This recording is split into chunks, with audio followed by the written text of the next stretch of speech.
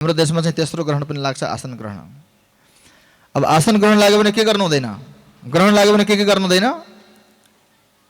ग्रहण लाग्यो भने के गर्नुहुन्न हजुरहरू?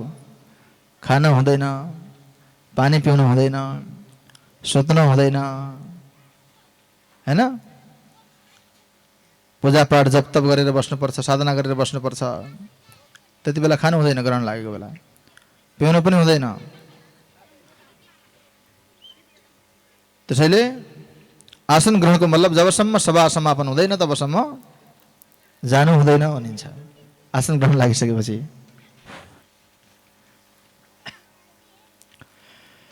श्रीमद् भागवत प्रथम स्कन्धको चर्चा हामीले हिजो दिवसीय सत्रमा कथा गरेका थियौं। अलग अलग स्कन्धको 12 वटा स्कन्ध छन् भागवतमा। अलग अलग स्कन्धको अलग अलग महत्व छ। प्रथम स्कन्धलाई अधिकार लीला भनिएको छ। अधिकार लीला भनेको जहाँ अधिकारी भक्तहरूको चर्चा गरिएको छ। अधिकारी भक्त माने योग्य भक्त, योग्यता भएका भक्तहरूको चर्चा गरिएको छ। प्रथम स्कन्धमा 3 वटी नारीको चर्चा गरिएको छ। उत्तरा माता, उत्तरा माता। उत्तरा माताको योग्यता के छ? जब अश्वत्थामाले उत्तरा माताको गर्भमा परीक्षित महाराज थिए, परीक्षितलाई मार्नको लागि अश्वत्थामाले ब्रह्मास्त्र प्रहार गरे। ब्रह्मास्त्र गएर अश्वत्थामाको ब्रह्मास्त्र परीक्षितलाई जलाउँछ, भस्म गर्छ उत्तरा माताको गर्भभित्र।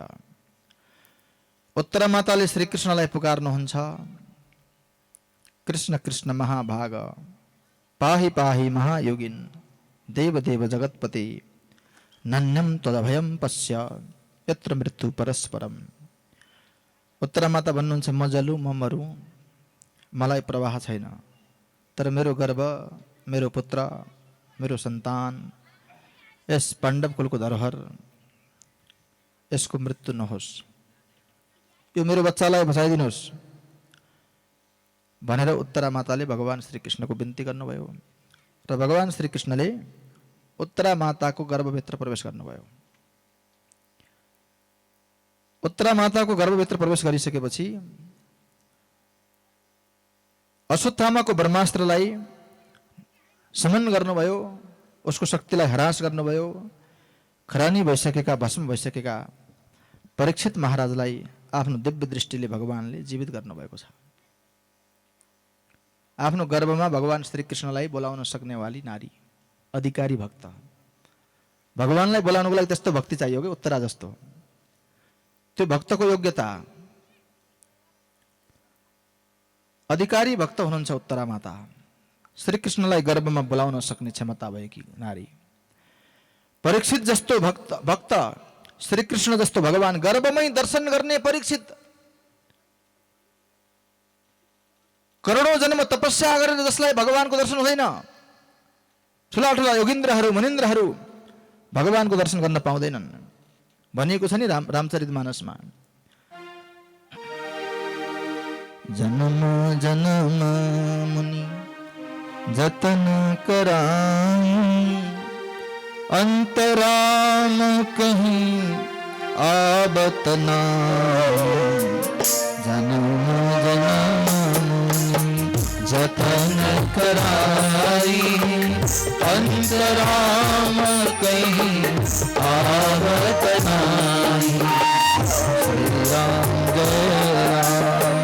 जय जय राम, श्री राम जय राम, जय जय राम। श्री राम जय राम, जय जय राम, श्री राम जय राम, जय जय राम। ठुला ठुला योगेन्द्रहरूले मुनेन्द्रहरूले करोडौं जन्म तपस्या गरेर जसको झलक पाउँदैनन्, यस्ता भगवान अनन्त कोटि ब्रह्माण्ड नायक श्री हरि श्री कृष्णको दर्शन परीक्षित महाराजले गर्भमै गरे। पेटभित्रै, गर्भभित्रै दर्शन प्राप्त गरे। त्यो सौभाग्य कसले प्रदान गर्नुभयो? माता उत्तराले। माताको उत्तराको भक्तिको कारणले गर्दा भगवानको दर्शन परीक्षित महाराजले गर्भमै प्राप्त गरे। अनि हामी चाहिँ जन्मिसकेपछि पनि के भन्छौँ, बुढो भएपछि भक्ति गर्ने हो भन्छौँ। कति ठुलो मूर्खता गर्छौँ। 60 वर्षपछि भक्ति गर्ने हो भन्छौँ। परीक्षित महाराजले गर्भमै भक्ति गरे, गर्भमै भगवानको दर्शन गरे। ध्रुवजी महाराजले 5 वर्षको उमेरमा भगवानको दर्शन गरे। प्रहलादजीले 7 वर्षको उमेरमा नरसिंहको प्रकट गरे। प्रहलादको रक्षा गर्नको लागि हिरण्यकश्यपबाट भगवान नरसिंह बनेर आउनुभयो। 7 वर्षको बालक प्रहलादको कारणले। अनि हामी के भन्छौँ, 60 वर्षको भएपछि भक्ति गर्ने भन्छौँ। 60 वर्ष हुने हो, कति साथीहरू 60 वर्ष नहुँदै गइसके, यस धरतीबाट छोडिसके। विशिष्ट अतिथिको रूपमा सुरेन्द्र बहादुर केसीज्यू, प्रधानाध्यापक श्री भगवती मावि आसन ग्रहण गर्नको लागि हार्दिक अनुरोध गरिन्छ। अतिथिको रूपमा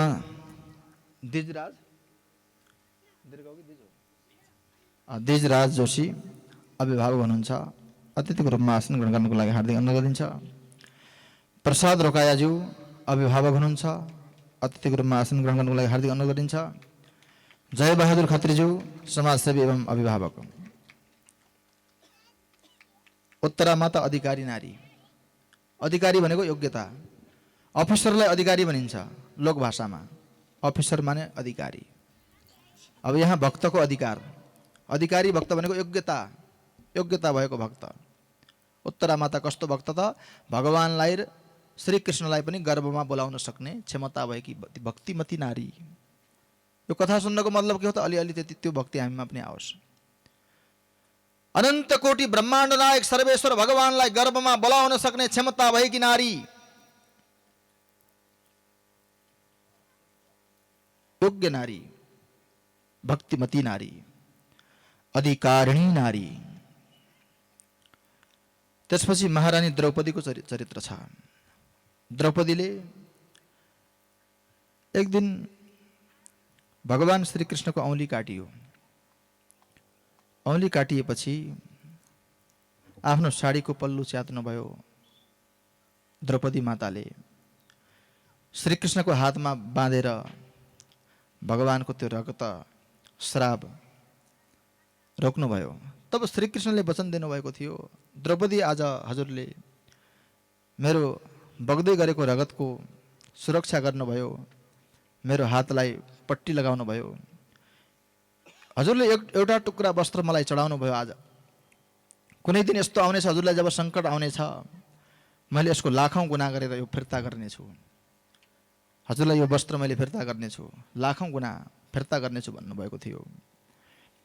एक दिन दुष्ट दुर्योधनको आदेशले हस्तिनापुरको भरी सभामा महारानी द्रौपदीलाई दुष्ट दुशासनले माता द्रौपदीको लज्जा हरण गर्न खोज्यो। वस्त्र हरण गरेर नग्न गर्नको लागि सभामा तत्पर भएको थियो। पहिले महारानी द्रौपदी आफ्नो हातले आफ्नो साडी बचाउन खोज्नुहुन्छ। हातले बचाउन सक्नुहुन्न, तब दाँतले बचाउन प्रयास गर्नुहुन्छ। तब दाँतले पनि बचाउन सक्नु भएन, शिथिल भयो अङ्ग, थाक्नु भयो द्रौपदी माता। तब हात उठाउनु भयो, हे कृष्ण, हे द्वारिकावासी, हजुर नै मेरो यो लज्जा बचाउनुहोस्। द्रौपदी महारानीले पुकार्नु भयो, हे कृष्ण, साह्रै आपत पर्यो मलाई, साह्रै विपद पर्यो मलाई। लौन लाज राख आज सभा बीच आई, लौन लाज राख आज सभा बीच आई। हे कृष्ण, साह्रै आपत पर्यो मलाई, साह्रै विपद पर्यो मलाई। हे कृष्ण,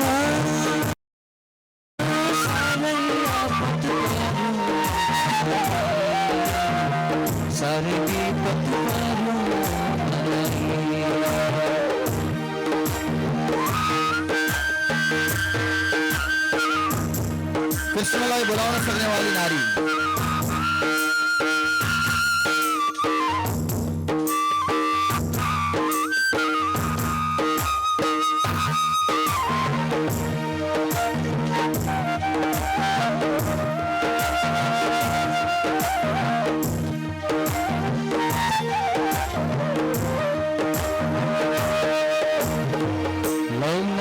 लाज राख आज सवारी जाई, लाज राख आज सवारी जाई।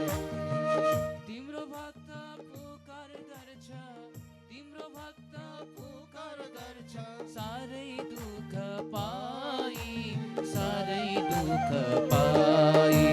हे कृष्ण मलाई मिठो बंसी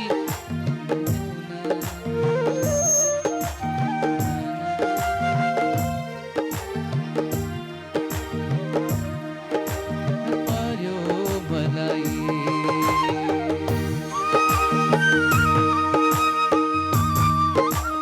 हे कृष्ण करुणा सिंधु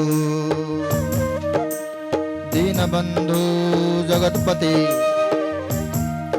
गोपेश गोपिका कांत राधा कांत नमोस्तुते।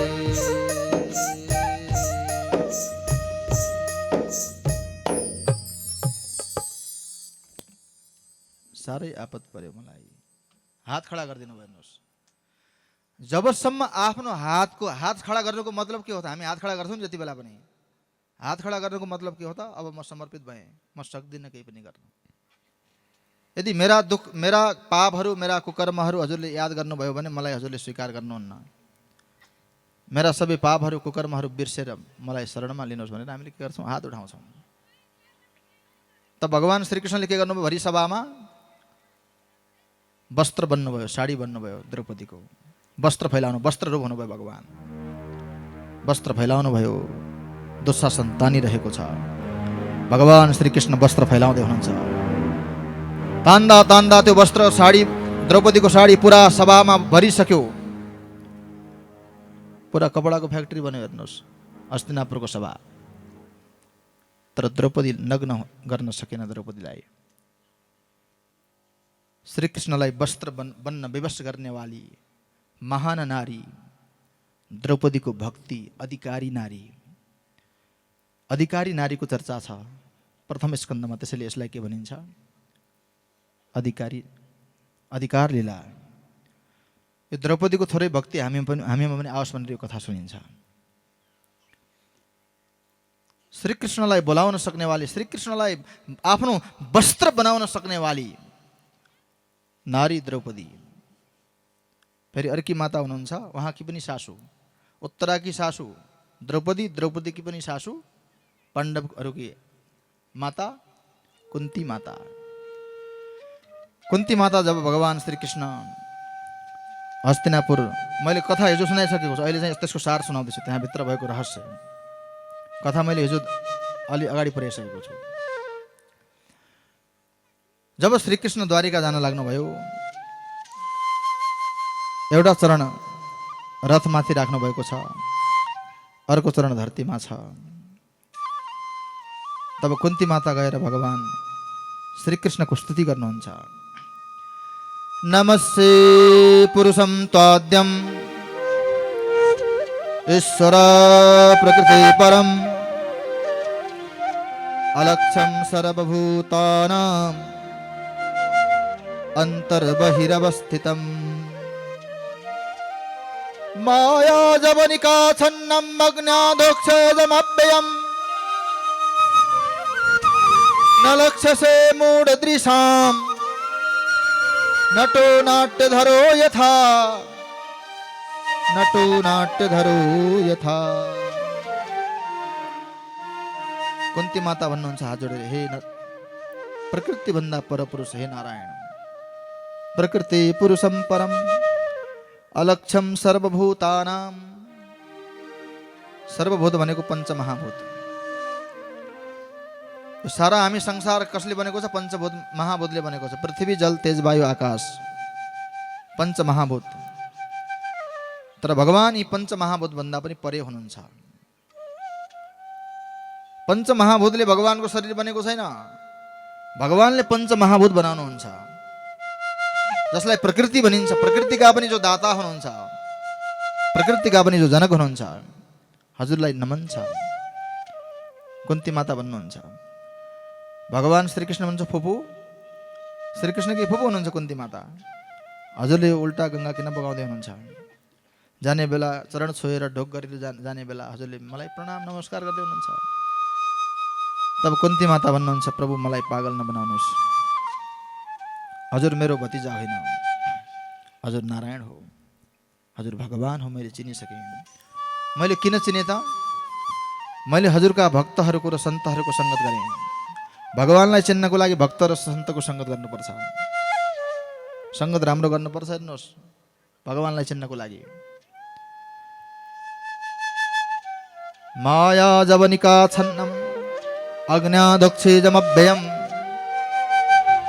न लक्ष्यसे मूढदृशाम नटो नाट्यधरो यथा। जादुगरले जब जादु देखाउँछ नि, मान्छेको टाउको काटेको देखाउँछ, खुट्टा अलग भएको देखाउँछ, जादुगरले जब जादु देखाउँछ, तर त्यो कसरी जादु देखाइएको छ भन्ने जादु देखाउनेवालालाई थाहा हुन्छ, कसरी मैले आँखा छलिराखेको छु भन्ने। त्यस्तै प्रकारले हजुरका विशेष भक्तहरू सन्तहरूलाई थाहा हुन्छ हजुरको बारेमा, हजुरको यो मायाले कसरी संसारलाई नचाइराखेको छ भन्ने कुरा। मायाले सबै नाचेका छन् संसारका मनुष्यहरू, नरनारीहरू, तर मैले चाहिँ हजुरका भक्तहरूको सङ्गत गर्ने अवसर प्राप्त गरेँ, त्यस कारण मैले हजुरलाई जान्न सकेँ, बुझ्न सकेँ। त्यसैले हे नारायण, हजुरलाई बारम्बार प्रणाम छ। भगवान भन्नुहुन्छ, म भगवान हुँ, हजुरले चिन्नुभयो फुपू, त्यसो भए माग्नुहोस्, के माग्न चाहनुहुन्छ?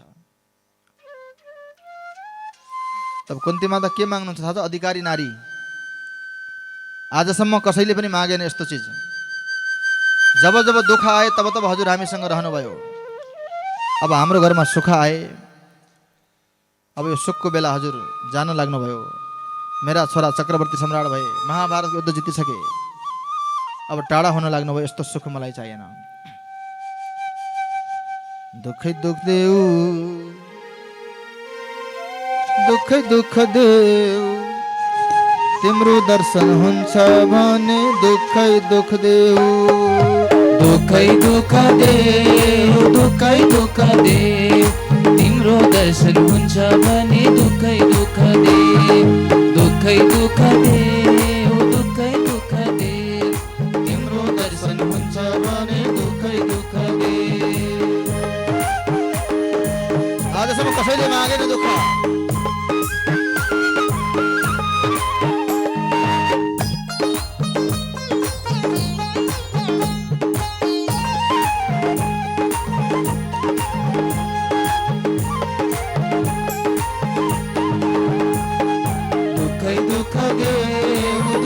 दुःख देऊ, तिम्रो दर्शन हुन्छ भने दुःखै दुःख देऊ।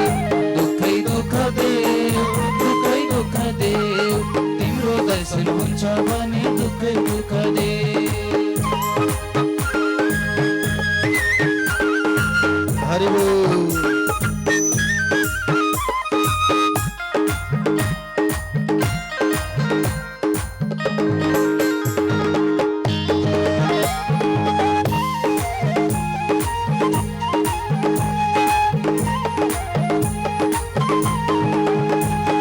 दुःखै दुःख देऊ, दुःखै दुःख देऊ, तिम्रो दर्शन मिल्छ भने दुःखै दुःख देऊ।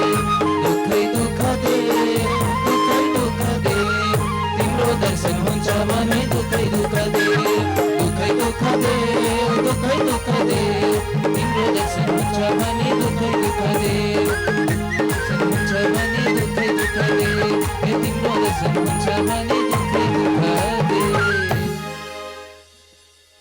भगवानसँग दुःख माग्नेवाला कोही छ संसारमा? दुःख माग्ने को हुनुहुन्छ? हात उठाउनुहोस् त। हे भगवान, मलाई दुःख दिनुहोस् भन्ने कोही हुनुहुन्छ? तर कुन्ती माता हुनुहुन्छ एउटा मात्र नारी। उत्तरा माता त्यस्तै, द्रौपदी त्यस्तै, कुन्ती त्यस्तै, तिनटै सासु बुहारी। हेर्नुहोस्, कुन्ती माताको शिक्षा द्रौपदीले प्राप्त गर्नुभयो, द्रौपदीको संस्कार उत्तरा माताले प्राप्त गर्नुभयो। तर हाम्रा सासु बुहारीहरूले के गर्नुहुन्छ? झगडा गर्नुहुन्छ। सासूको भनेको कुरा मान्नुहुन्न, बुहारीले भनेको सासूले मान्नुहुन्न। तिनटै सासु बुहारी। सासूबाट पनि संस्कार आउँदो रहेछ। कुन्तीको संस्कार द्रौपदीमा आयो, द्रौपदीको संस्कार उत्तरामा आयो। राम्रो कुराको संस्कार। भगवानले दुःख कहाँबाट दिने? दुःख भए पो दिने त। भगवानको भण्डारमा दुःख छैन। सुख चाहनुहुन्छ भने भगवानसँग सम्बन्ध गाँच्नुहोस्, दुःख चाहनुहुन्छ भने संसारसँग सम्बन्ध गाँच्नुहोस्। दुईटा अप्सन छन्। विपद सन्तु न सस्वद तत्र तत्र जगद्गुरु भवतु दर्शनम यत् स्यात् अपुनर्भव दर्शनम अपुनर्भव दर्शनम।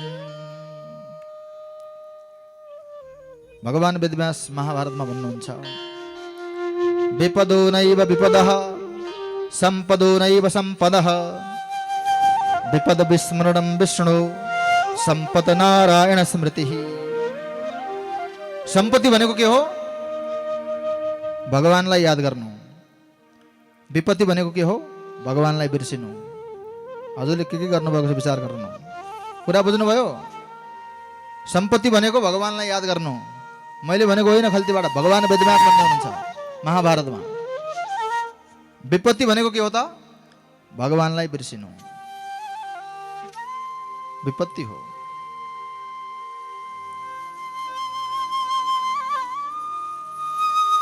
सुख में सुमिरन ना करे, दुख में करे सब कोई। जो सुख में सुमिरन करे तो दुख का एको हो।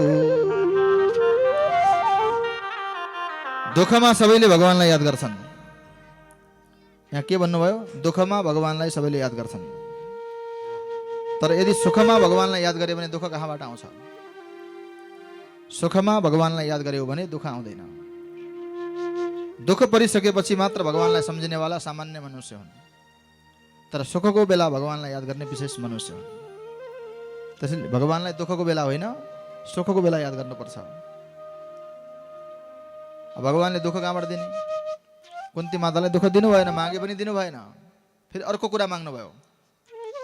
अर्को श्लोक छ यसै प्रसङ्गमा। अथ विश्वेश विश्वात्मन् विश्वमूर्ते सुकेषु मे नेहपाशमिमं छिन्दी दृढं पाण्डुषु वृष्णिषु। ममा एउटा कमजोरी बाँकी छ भन्नुहुन्छ कुन्ती माता। हेर्नुहोस् के भन्नुहुन्छ? यो मेरा छोराहरूको माया र मेरा माइतीहरूको माया छुटेको छैन अझै। एकदम इनको मोह यो छुटाइदिनुहोस्। मुक्ति प्राप्त गर्ने मान्छेलाई यो पनि कमजोरी रहेछ। हेर्नुहोस् कुन्ती माता भन्दै हुनुहुन्छ, अथ विश्वेश विश्वात्मन, हे विश्वेश, हे विश्वात्मन, हे विश्वमूर्ते सुकेषु मे स्नेहपाशमिमं छिन्दी दृढं पाण्डुषु वृष्णिषु। पाण्डुहरू, पाण्डवहरू र वृष्णि भनेका माइती। वृष्णि वंशी माइती हुनुहुन्छ, यदुवंशी। यी माइतीहरूको र मेरा छोराहरूको मोह धेरै माया लाग्छ के। यो मायाले गर्दा हजुर प्रतिको प्रेम अलिक कम हुन्छ कि कमजोर हुन्छ भन्ने डर लाग्छ। त्यसैले यो मोह माया छुटाइदिनुहोस्। कुन्ती माता आदर्श नारी, अधिकारिणी नारी को कथा छ प्रथम स्कन्धमा। त्यसैले प्रथम स्कन्ध अधिकार लीला हो। इंद्र बहादुर खत्री पूर्व कार्यालय सहयोगी श्री भानुदय नमुना मावि इंद्र बहादुर खत्री आसन ग्रहण गर्नको लागि हार्दिक अनुरोध गरिन्छ। दीर्घ बहादुर सुनार पूर्व गाविस सदस्य।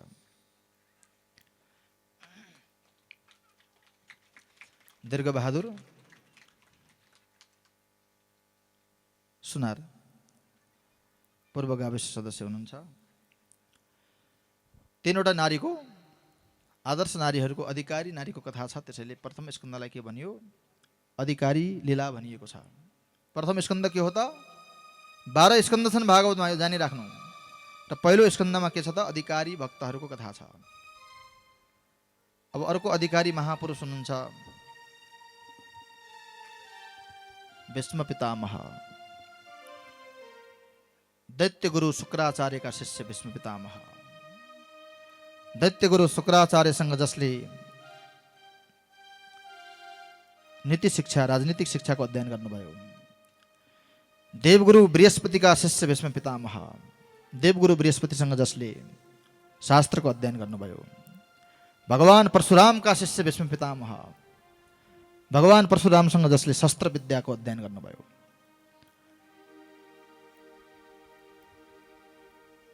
भारद्वाज ऋषिका शिष्य भीष्म पितामह, भारद्वाज ऋषिसँग जसले बाण विद्या प्राप्त गर्नुभएको छ, आफ्ना पिता शान्तनुको सुखको लागि, शान्तनुको चाहना पूर्ण गर्नको लागि अखण्ड बाल ब्रह्मचारी हुने संकल्प गर्नेवाला त्यागमूर्ति बाल ब्रह्मचारी भीष्म पितामह आफ्ना पिता शान्तनुको लागि चक्रवर्ती सम्राटको पदलाई ठुक्राउन सक्नेवाला, पिताको सुखको लागि चक्रवर्ती सम्राटको पदलाई त्याग्न सक्नेवाला त्यागी भीष्म पितामह।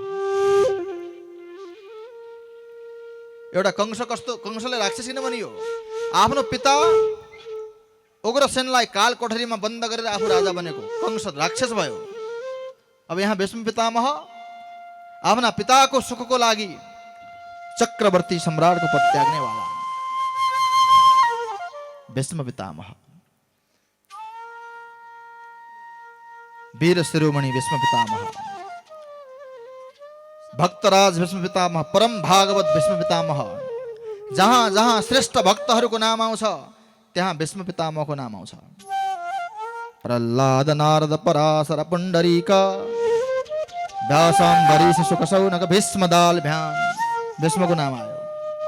स्वयम्भू नारद शम्भु कुमारः कपिलो मनु प्रह्लादो जनको भीष्मो भीष्मो बलिर्भयासकिर्भयम्, यहाँ भीष्म पितामहको नाम आयो। श्रेष्ठ भक्तहरूमा पनि भीष्म पितामहको नाम छ। माघ शुक्ल एकादशीको दिन जब अन्तिम दर्शन भीष्म पितामहले दिन खोज्नुभयो, आफ्नो प्राणलाई इच्छा मृत्युको वरदान प्राप्त भएको छ पिता शान्तनुबाट, पाञ्चभौतिक शरीरलाई त्याग गर्ने इच्छा गर्नुभयो। तब श्री कृष्ण पाण्डवहरूलाई साथमा लिएर जानुभएको छ कुरुक्षेत्रको सम्राङ्गणमा। भीष्म पितामहलाई श्री कृष्णले इशारा गर्नुभयो, महाराज युधिष्ठिरलाई अलिकता उपदेश दिनुहोस्। महाराज युधिष्ठिर खिन्न हुनुहुन्छ, मैले आफ्ना आफन्तहरूलाई मारेर राज्य प्राप्त गरेँ। त्यति बेलाको सिस्टम नियम त्यही थियो। आजकल चुनाव हुन्छ, इलेक्सन हुन्छ, जित्ने हार्ने विजय हुने। अहिले इलेक्सनको सिस्टम भोटिङको सिस्टम छ, त्यति बेला युद्धको सिस्टम थियो। चुनाव जस्तै, आजकलको चुनाव जस्तै त्यति बेला युद्धको सिस्टम रहेछ। यो सुधार चाहिँ भएकै हो समाज, त्यति बेलाको सिस्टमै त्यस्तै थियो। तर युधिष्ठिर महाराज धर्मात्मा हुनुहुन्छ, खिन्न हुनुहुन्छ, मैले आफ्ना भतिजाहरूलाई मारेर मैले यो राज्य प्राप्त गरेँ। सहज मिला ओ दूधसम माग लिया सो पानी, जानिए ओहे रक्तसम जामे खिचातानी, खिचातानी गरेर आफ्ना भाइ भतिजालाई मारेर मैले राज्य प्राप्त गरेँ भनेर खिन्न हुनुहुन्छ। श्रीकृष्ण सम्झाउनुहुन्छ, यो मेरो भाइ के सम्झाउँछ मलाई, यो मामाको छोरो मलाई सम्झाउँछ। यस्तै हुन्छ नि त, आफूभन्दा कान्छोले सम्झायो भने। श्रीकृष्णको पनि सुन्नुहुन्न युधिष्ठिर महाराज, यो मेरो भाइ हो सोच्नुहुन्छ। अर्जुनले सुनेनन् श्रीकृष्णको, त विराट रूप देखाउनु पर्यो सम्झाउनुको लागि। हेर्नुहोस्, विराट दर्शन दिनुभयो, म को हुँ चिन अर्जुन। अनि बल्ल अर्जुनले माने, अर्जुनले सुने, अर्जुनले युद्ध गरे। न त अर्जुन भाग्न लागेका थिए। गीता त्यो शास्त्र हो, त्यो ज्ञान हो गीता। गीताले भाग्नेवालालाई जगाउन सिकाउँछ। गीताले भिखारीलाई योगी बनाउँछ, नेतालाई राजनेता बनाउँछ।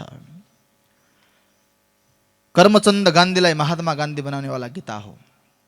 पत्रकारले सोधे महात्मा गान्धीलाई, हजुर महात्मा गान्धी कसरी बन्नुभयो? त्यापो न शोष इति मारुत न जायते म्रियते वा कदाचिन्नायं भूत्वा भविता वा न भूयः अजो नित्यः शाश्वतोऽयं पुराणो न हन्यते हन्यमाने शरीरे। यो शरीर मर्छ, तर म शरीर होइन, म आत्मा हुँ। आत्माको कहिले पनि मृत्यु हुँदैन। अस्त्रले छेदन गर्न सक्दैन, शस्त्रले भेदन गर्न सक्दैन, पानीले भिजाउन सक्दैन, हावाले सुकाउन सक्दैन, आगोले जलाउन सक्दैन। यसको न जन्म हुन्छ न मृत्यु हुन्छ, यसलाई न भोग लाग्छ न प्यास लाग्छ। आत्मा, म त्यो आत्मा हुँ, अमर आत्मा हुँ। ईश्वर अंश जीव अविनाशी, म ईश्वरको अंश हुँ। ईश्वर अंश जीव अविनाशी, रामचरितमानसमा चेतन अमल सहज सुख राशि। ईश्वर अंश जीव अविनाशी, चेतन अमल सहज सुख राशि। ईश्वर अंश जीव अविनाशी, चेतन अमल सहज सुख राशि।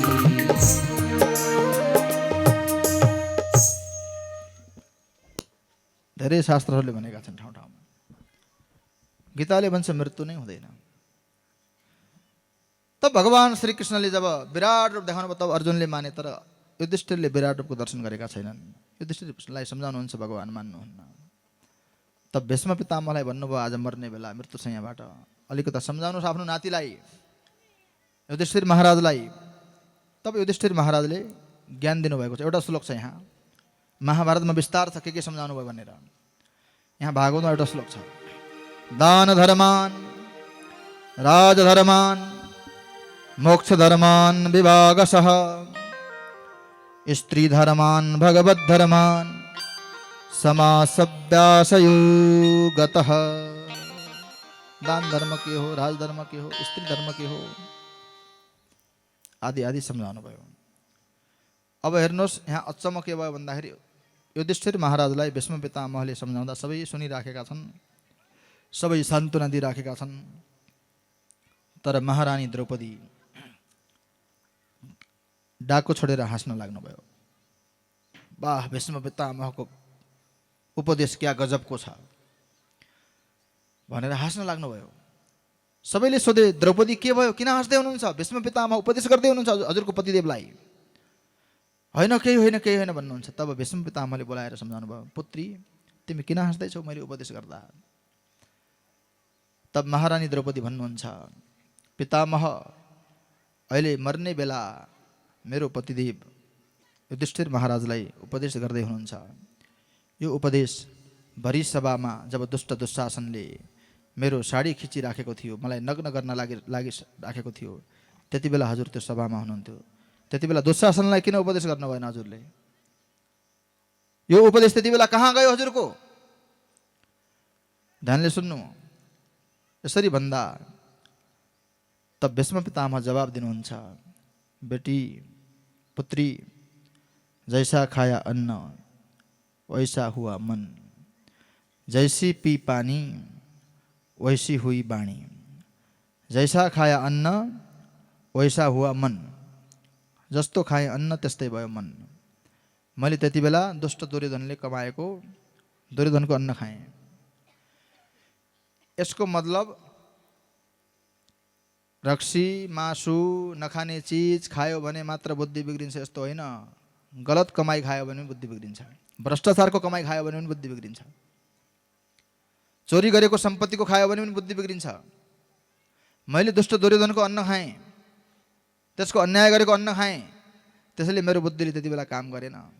पुत्री मलाई क्षमा गर, अहिले त म उपदेश गर्न सक्छु। अहिले त्यो अन्न कहाँ गयो, त्यो विचार त्यो बुद्धि कहाँ गयो भनेर सोद्धा भीष्म पितामह भन्नुहुन्छ, तिम्रो पतिदेव गाण्डीवधारी अर्जुनले आफ्ना बाणका तीरहरूले मेरो सबै शरीरमा भएको त्यो अन्नबाट बनेको रगतका कणहरू सबै बाहिर निस्किसके। अब म निर्मल भएँ, अपवित्र भएँ भन्नुभएको छ। अन्तिम समयमा भगवान श्री कृष्णको अन्तिम स्तुति गर्नुभएको छ, जसलाई पुष्पिताग्रा छन्द। भगवान श्री कृष्णको चरण कमलमा एउटा पुष्प चढाउन चाहनुहुन्छ तर पुष्प छैन। कुरुक्षेत्रको समराङ्गणमा रण मैदानमा पुरा लासै लासका ढेरहरू छन्, कहाँबाट त्यहाँ फुल पाउने? महाभारत युद्ध भएको ठाउँमा। तब साहित्यमा एउटा छन्द छ जसलाई पुष्पिताग्रा छन्द भनिन्छ। पुष्पिताग्रा छन्दमा भगवान श्रीकृष्णको अन्तिम स्तुति गर्नुभएको छ, प्रसिद्ध छ। श्रीकृष्णको भक्ति प्राप्त गर्नको लागि यो स्तुतिको नित्य पाठ गर्नु। यहाँ 10वटा श्लोक छन्। श्री भीष्मौवाच इति मतिरूपकल्पिता वितृष्णा भगवती सात्वतपुङ्गवे विभुम्नि ससुखमुपगते क्वचिद् विहर्तुं प्रकृतिमुपेयुषि यद् भवप्रवाह त्रिभुवनकमनं तमालवर्णं रविकरगौरवरं दधाने वपुरलककुलाधृताननाब्जं विजयसखेरतिरस्तु मे न बध्या उदितुरगरजो कचलुलितश्रमभार्यलङ्कृतासे मम निशितशरैर्निवेद्यमाना कौशिकवसत्कवचेस्तु कृष्ण आत्मा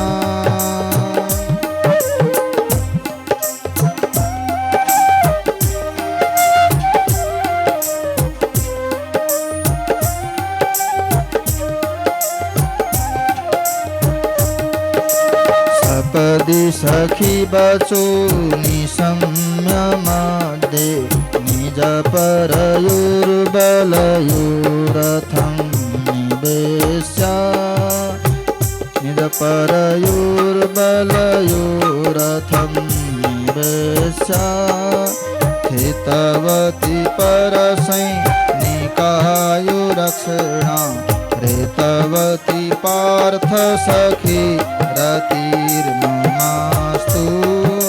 व्यवहित प्रीतना मुखं निरीक्षा स्वजन बदाद् विमुखस्य दोषबुद्ध्या स्वमतिमहरदात्मविद्यया चरणरति परमेश तस्य मेस्तु स्वनिगममपहायवत् प्रतिज्ञा हृदमधिकर्तुमवप्लुतो रथस्थ धृतरथचरणो चलद्गु हरिरिवहन्तुमिवं गतोत्तरीया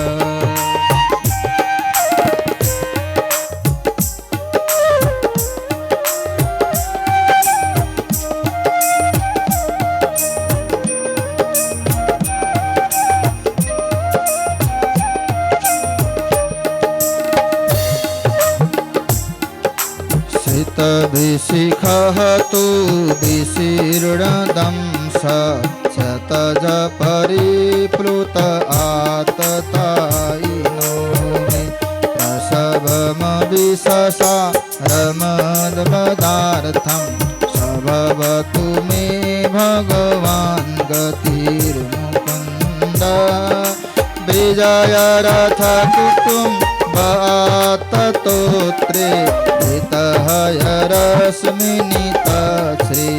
श्रियक्षणीया भगवती रतिरस्तु मे मुमूर्षो नमिह निरीक्षहत गतास्वरूपम् ललितगतिविलासबल्गुहास प्रणय निरीक्षण कल्पितो रुमाना कृतवनुकृतवत्य उन्मदान्दा प्रकृतिमगन् किल यस्य गोपबद्धा मुनिगणनृपवर्यसङ्कुल्यन्त सदस श्री युधिष्ठिर राजसूयेषां मम दृशि गोचर एष आविरात्मा अर्हणमुपवेदईक्षणीयो तमिहमहमजं शरीरभाजां हृदि हृदि दिष्टितमात्मकल्पितानाम्।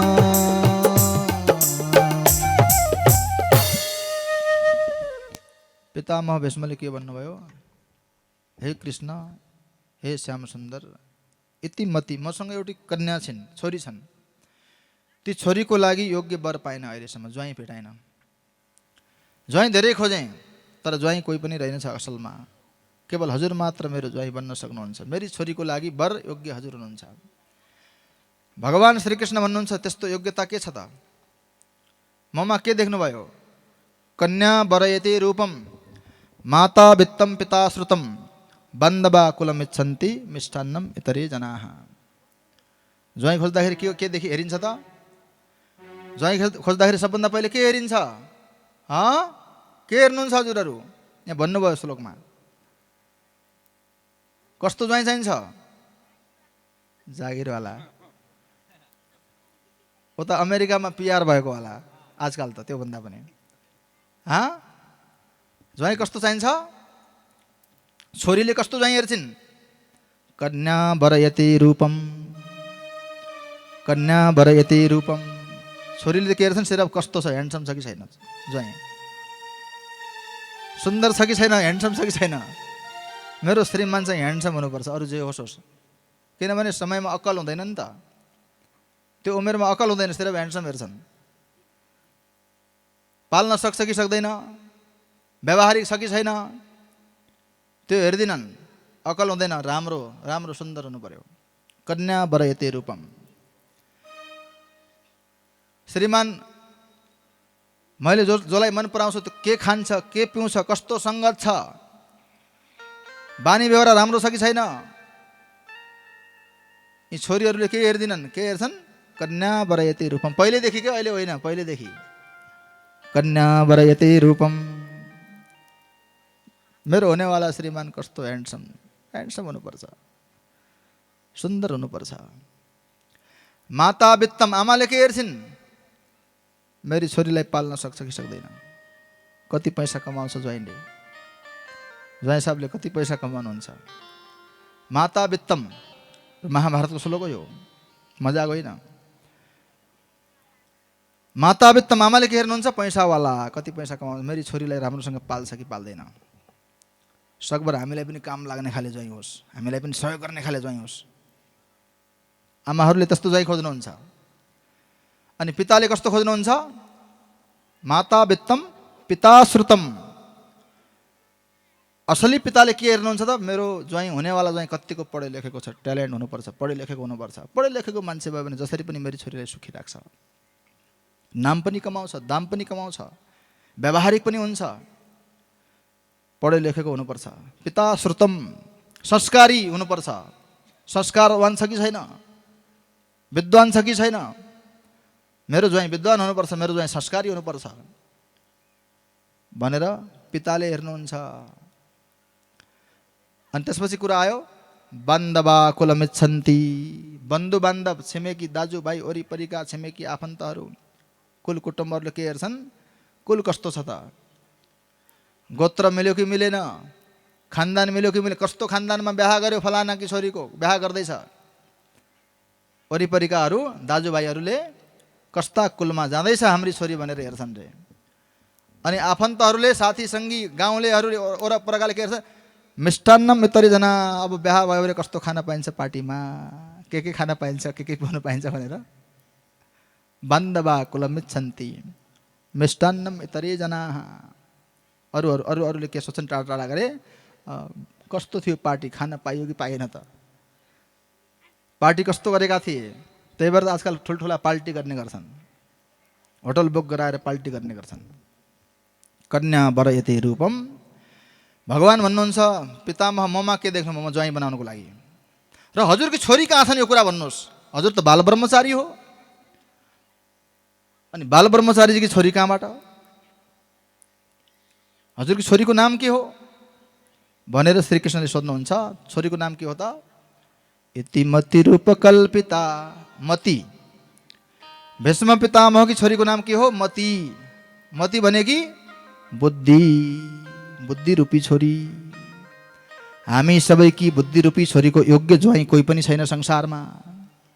चार चार पुस्ता चक्रवर्ती सम्राटलाई मार्गदर्शन गर्नेवाला भीष्म पितामह भन्दैछन् मेरो मन बुद्धि कहीँ लागेको छैन हजुर बाहेक। युद्ध गरे, युद्ध जिते, हस्तिनापुरको संरक्षण गरे, परशुरामलाई पनि युद्धमा प्रसन्न गराए, तर मेरो मन मेरो बुद्धि सिर्फ हजुरको चरणमा छ। कुरा बुझ्नुभयो कि नै? यो बुद्धि भगवानमा लगाइराख्नु समयमा, नभए मर्ने बेला टाउको कन्याउनु पर्छ। रहेछ संसार निशा समान, भइन जिउँदै रहँदा नि ज्ञान। न ज्ञान भो भक्ति न भो विवेक, आखिर श्री कृष्ण रहेछ एका। पितामह भीष्म भन्नुहुन्छ हजुर जस्तो सुन्दर को हुनुहुन्छ मेरी बुद्धिको लागि, मेरी छोरीको लागि, मेरो मन लगाउनको लागि, मेरो मनलाई चढाउनको लागि। हजुर जस्तो सुन्दर कोही हुन सक्दैन। त्रिभुवन कमनम तमाल वर्णम। भगवानको सौन्दर्य, भगवानको शौर्यता, भगवानको वीरता, भगवानको पराक्रम, भगवानको दयालुपन, भगवानको कृपालुता, भगवानको करुणा, यी 9-10 श्लोकहरूमा एक एक गरेर बताइएका छन्।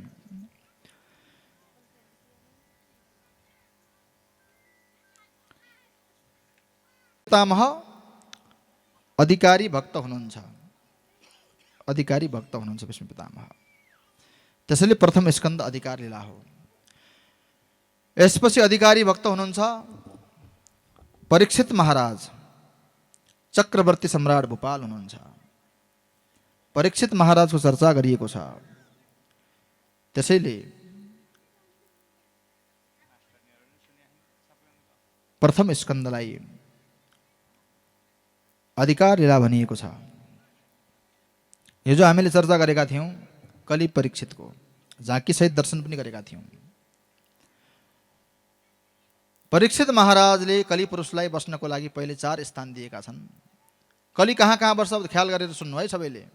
कहाँ कहाँ कलि वर्ष, कहाँ कहाँ कलियुग आउँछ? 4 ठाउँमा आउँछ। देवतम जहाँ जुवा खेलिन्छ, मैले हिजो पनि भनेको थिएँ, जहाँ जुवा खेलिन्छ त्यहाँ कलिको बास हुन्छ। जुवा खेलेर कोही धनी बनेको छ?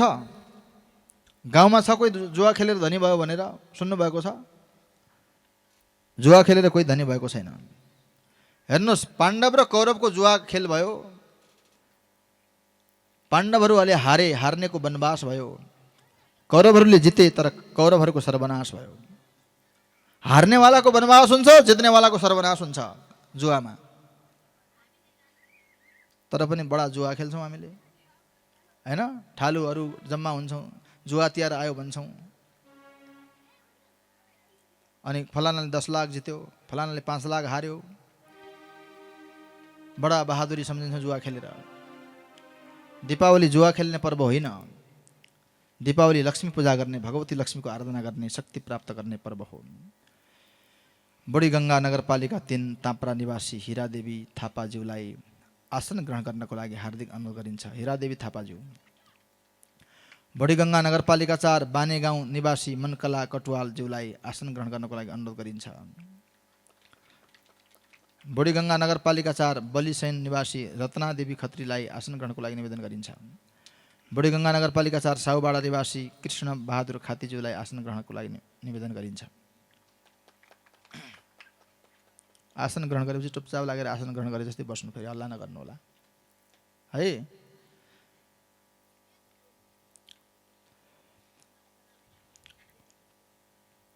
द्योतम माने जहाँ जुवा खेलिन्छ त्यहाँ कलिको बास हुन्छ। किनभने त्यहाँ छल कपट हुन्छ। कपट जुवामा हुने भनेको के हो? कपट, छल हुन्छ। तास चोरिस भनेको, तास चोरेन भने के जुवा? तासमा चोर्यो भने कुनै ठुलो कुरा होइन। तास चोरेन भने के को जुवा भन्थ्यो एकजना साथीले। त्यसैले जित्नेवालाको, हार्नेवालाको वनवास हुन्छ। घर जग्गा बेचेर टाढा भागेर गएका पनि छन् जुवा खेलेर हारेर। त्यस्ता छन् हाम्रा गाउँघरतिर साथीहरू। जुवा खेलेर हारेर सबै जग्गा जमिन घर सबै हारेर अनि घरबास छोडेर अनि उता इन्डियातिर ड्युटी बजाउन गएका छन्। वनवासै त हो त्यो पनि। जुवाको कारणले वनवास हुन्छ। हार्नेवालाको वनवास हुन्छ भने जित्नेवालाको सर्वनाश हुन्छ। हार्नेवाला पाण्डवको 12 वर्ष वनवास 1 वर्ष गुप्तवास भयो, तर जित्नेवाला कौरवहरूको सर्वनाश भयो त्यो जुवाकै कारणले। त्यसैले जुवा नखेल्नु। जहाँ जुवा खेलिन्छ त्यहाँ कलीको वास हुन्छ। दोस्रो चिज पानम, जहाँ पान गरिन्छ, के पान? शरबत पान होइन।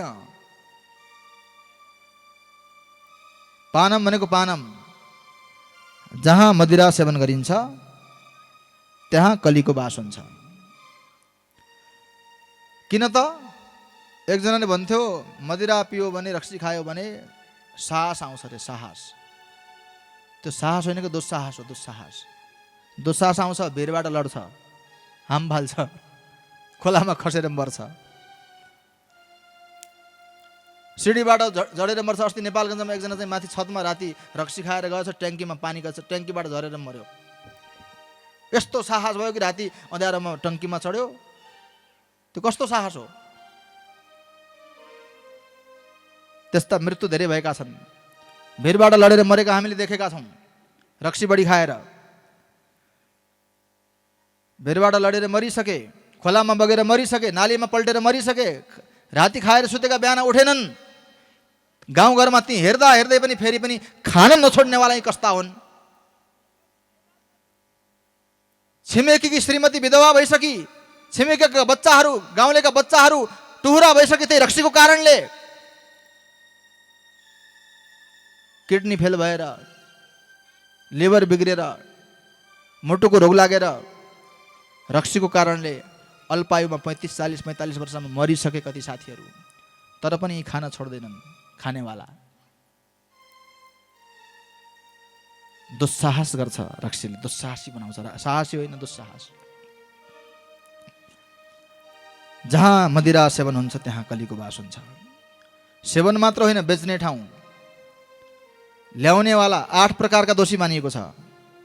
मदिराको सेवन गर्नेवाला, मदिरा पान गर्नेवाला, मदिरा ल्याउनेवाला, मदिरा बेच्नेवाला, मदिरा किन्नेवाला, मदिरा बनाउनेवाला, मदिराको व्यवस्था गर्नेवाला।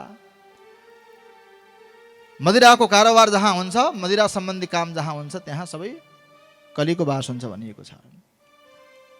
फेरि नेपालको अर्थव्यवस्था बिग्रिन्छ भन्छन् कतिले। उता बिहार सरकारले रक्सी बन्द गरेको छ। भारतको बिहार सरकारले रक्सी बन्द गरेको छ अहिले। नेपालका व्यापार फस्टाया भनेर एउटा आएको थियो, हेडिङ आयो, दैनिक जागरणमा हेडिङ आएको थियो। के भएर फस्टायो भनेको त नेपालको रक्सी बिहारमा गएछ, बिहारमा बन्द गरेको हुनाले फस्टाएछ। तसर्थ जहाँ मदिरा सेवन हुन्छ त्यहाँ कलीको वास हुन्छ। सावधान, सावधान, सावधान। कलीबाट बज्नुहुन्छ भने सावधान। जहाँ देह व्यापार हुन्छ, व्यभिचार हुन्छ, त्यहाँ देहको कारोबार हुन्छ। जहाँ पैसाको लालच, पैसाको कारणले जहाँ देहको व्यापार हुन्छ त्यहाँ व्यभिचार हुन्छ, त्यहाँ कलीको वास हुन्छ। चौथो चाहिँ सुना। सुना, सुना भनेको हत्या, काट्नेवाला, मार्नेवाला। जहाँ काटमार हुन्छ त्यहाँ कलीको वास हुन्छ, त्यहाँ हत्या हुन्छ, त्यहाँ हिंसा हुन्छ। जहाँ हत्या हुन्छ त्यहाँ हिंसा हुन्छ, हिंसा मानिन्छ त्यसलाई, त्यहाँ कलीको वास हुन्छ। कली पुरुष अगाएन 4 ठाउँले। मलाई कुनै राम्रो ठाउँ दिनुहोस् भन्छ। राम्रो ठाउँ म किन दिउँ? तँमा के गुण छ भन्छ राम्रो ठाउँको लागि। तब कली पुरुषले भन्छन् ममा एउटा गुण छ। यत् फलम नास्ति तपसा न योगेन समाधिना तत्फलम लभते सम्यक कलौ केशव कीर्तनात्। जुन फल सत्य योगमा तपस्या गर्नाले, ध्यान गर्नाले प्राप्त हुन्थ्यो, योग गर्नाले प्राप्त हुन्थ्यो, साधना गर्नाले प्राप्त हुन्थ्यो, त्यो फल कलिकालमा केशव कीर्तन, हरे कृष्ण भन्दैमा, राम राम भन्दैमा, शिव शिव भन्दैमा त्यो फल प्राप्त हुन्छ कलियुगमा। सहजै भगवानको प्रीति, भगवानलाई प्राप्त गर्न सक्छ मनुष्यले। तसर्थ कलियुगमा मेरो गुण छ, यानी भगवानको कीर्तन गर्यो भने कलियुगमा मनुष्य भगवानलाई प्राप्त गर्छ, मुक्तिको प्राप्ति गर्छ। त्यसैले मलाई कुनै राम्रो ठाउँ दिनुहोस् न एउटा, ल दिन्छु भन्, तेरो गुणदेखि म प्रसन्न भएँ, माग के माग्छस् भनेर परीक्षित महाराजले भन्नुहुन्छ। तब कलिपुरुषले सुनमा बस्न पाऊँ भनेर भन्छ। केमा? सुनमा बस्न पाऊँ। परीक्षित महाराज वचनबद्ध भइसक्नु भएको थियो, त्यसैले तथास्तु भन्नुभयो। अब यसको मतलब त सिधा सिधा अर्थ लाउँदा अब आमाहरूका तिलहरी सबै तिलहरीमा कली झुन्डिएको देखिन्छ। यसको अर्थ त यही भयो क्यारे। कलियुगको बास सुनमा होस् भनेर भनिएको छ यहाँ। आमाहरूका कानमा लगाएका मन्दिरहरूमा पनि कली झुन्डिएको छ। यसको अर्थ यही भयो सिधा सिधा अर्थ लाउँदा, तर यस्तो होइन। श्रीमद् भगवद गीतामा भगवान श्री कृष्ण भन्नुहुन्छ, धातुनाम काञ्चनम अस्मि, विभूति योगमा 10औं अध्यायको विभूति योगमा धातुनाम काञ्चनम अस्मि, धातुहरूमा म सुन हुँ, धातुहरूमा मेरो वास सुनमा हुन्छ भन्नुहुन्छ भगवान। अब हजुरका लगाएका तिलहरीमा भगवानको वास छ कि कलीको वास छ? अब जान्नुहोस्। जस्ता प्रकारले आजकल रुपियाँ चल्छन् नि यस्ता कागजका, त्यस्तै प्रकारले त्यति बेला सुनका मोहर चल्थे क्या, सुनका मोहर। यहाँ भन्न खोजियो के भन्दाखेरि सुनका मोहर चल्ने भएको हुनाले त्यति बेला धनमा कलीको बास होस्, अन्याय गरेर कमाएको, भ्रष्टाचार गरेर कमाएको सुनमा कलीको बास भन्न, सुनमा मतलब धनमा। त्यति बेला सुनका मुद्रा चल्थे, आजकल कागजका रुपियाँ चल्छन्। अथवा भ्रष्टाचार गरेर कमाएको धनमा कलीको बास हुन्छ। 5औं स्थान पनि कली पुरुषलाई परीक्षित महाराजले बस्नको लागि प्रदान गर्नुभयो। यी 5वटा चिजबाट बज्नु हजुर, कलियुगबाट बज्ने हो भने। कतिजनाले रक्सी खानुहुन्छ? हात उठाउनुहोस् त। कलियुगका भक्त कतिजना हुनुहुन्छ? हुनुहुन्छ? यतापट्टि पनि हुनुहुन्छ कि माताजीहरू? कतिपय ठाउँ त आमा म पनि खान्छु भनेर आउनुहुन्छ। पालो आउँदैछ छोड्नेको पारी। हजुरको पन्धारामा कमसेकम 25-30 जनाले रक्सी छोड्नु भएको छ। बढी नै होला हजुरको, 45 जना थिए अरे गर्नुभएको रहेछ। पन्धारामा 45 जनाले रक्सी छोड्नु भएको छ। हजुर अझ पनि झुन्डी राख्नु भएको छ भने जीवन बर्बाद गरिरहनु भएको छ, जीवनको सत्यानाश गर्दै हुनुहुन्छ। हजुर विचार गर्नुहोस्, आफ्नै जीवनको आफै, आफ्नो खुट्टामा आफै बन्चरो हान्दै हुनुहुन्छ। बडा बहादुरी गरे जस्तो लाग्छ होला मैले पिएँ भन्दाखेरि हजुरलाई। पिएर वैज्ञानिक बन्नुहुन्न हजुर, पिएर ठुलो डाक्टर बन्न सक्नुहुन्न, ठुलो नेता बन्न सक्नुहुन्न हजुर पिउनेवाला। हामी त नेता परि पिउनु पर्छ भन्नुहुन्छ, फेरि राजनीति गरिन्छ पिउनु पर्ने हुन्छ। मोदीले कहिले पिउँदैनन् हजुर। बेलायतका पूर्व प्रधानमन्त्री ऋषि सुनकले कहिले रक्सी पिउँदैनन्। नरेन्द्र मोदीले कहिले रक्सी खाँदैनन्। हामी त नेता परि पिउनु पर्छ रे। कस्तो नाटक गर्नुहुन्छ। नशा हर चीज में है तुझे पीना नहीं आया, जिंदगी बहुत हसीन है तुझे जीना नहीं आया। नशा हर चीज में है तुझे पीना नहीं आया। आफ्नो राजनीतिलाई नशा बनाउनुहुन्छ भने राजनेता हुनुहुन्छ हजुर भने। हजुर व्यापारी हुनुहुन्छ भने व्यापारलाई नशा बनाउनुहोस्।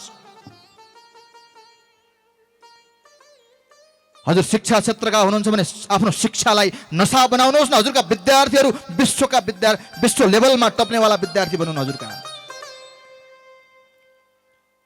नशा हर चीज में है तुझे पीना नहीं आया, जिंदगी बहुत हसीन है तुझे जीना नहीं आया। टीका देवी खटायत पूर्व विद्यालय व्यवस्थापन समिति सदस्य अतिथिको रूपमा आसन ग्रहण गर्नको लागि हार्दिक अनुरोध गरिन्छ। टीका देवी खटायत वयोवृद्ध पद्मराज पद्मसरा शाह थुमा, CA संघ सदस्य श्री दिव्यश्वरी शाह, पद्मसरा शाह, दिव्यश्वरी शाह, लक्ष्मी शाह थुमा। वयोवृद्ध माताजीहरूलाई आसन ग्रहण गर्नको लागि हार्दिक अनुरोध गरिन्छ। खाने पिउनेवाला को हुनुहुन्छ है विचार गर्दै गर्नुहोस्। मैले फेरि बोलाउँछु यहाँ। लक्ष्मी शाह एकजना बुवा खानु हुँदो रहेछ। अस्ति अस्ति हुनुहुन्थ्यो, फेरि हिजोबाट छोड्नु पर्छ भनेको कहाँ भाग्नु भयो, आउनु भयो अहिलेसम्म। कहाँ हुनुहुन्छ? कहीँ लुक्नु भएको छ बुवा? ठिक छ, अहिले छोड्नु भएको छ, खानु भएको छैन। अब नखाने बनाउनु पर्छ मलाई। देवसरा रावत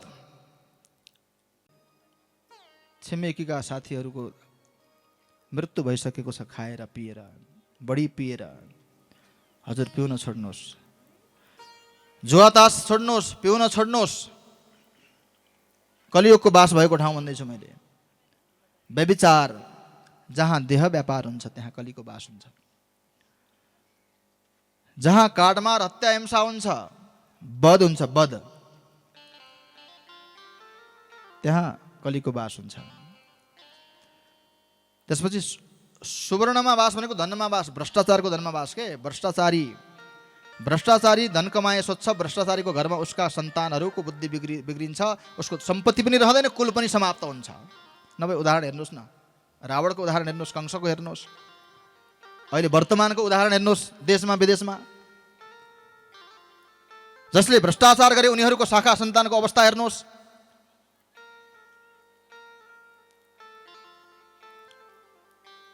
कुलको नाश गर्छ भ्रष्टाचारको सम्पत्तिले।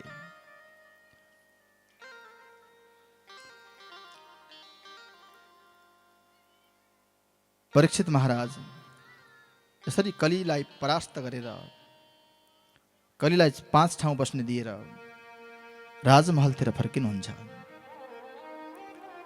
हजुरबुवा पाण्डवहरूले राख्नु भएको एउटा खजाना खोल्नुहुन्छ। त्यो खजानामा एउटा मुकुट भेटिन्छ। सुनको हिरा मोतीहरूले जडिएको चमचम चमचम्किदो त्यो मुकुट निकाल्नुहुन्छ। आफ्नो मस्तकमा त्यो मुकुट लगाउनुहुन्छ परीक्षित महाराज। ऐनामा हेर्नुहुन्छ, आहा यो मुकुट सुन्दर छ, मेरा हजुरबाहरूले राख्नु भएको रहेछ।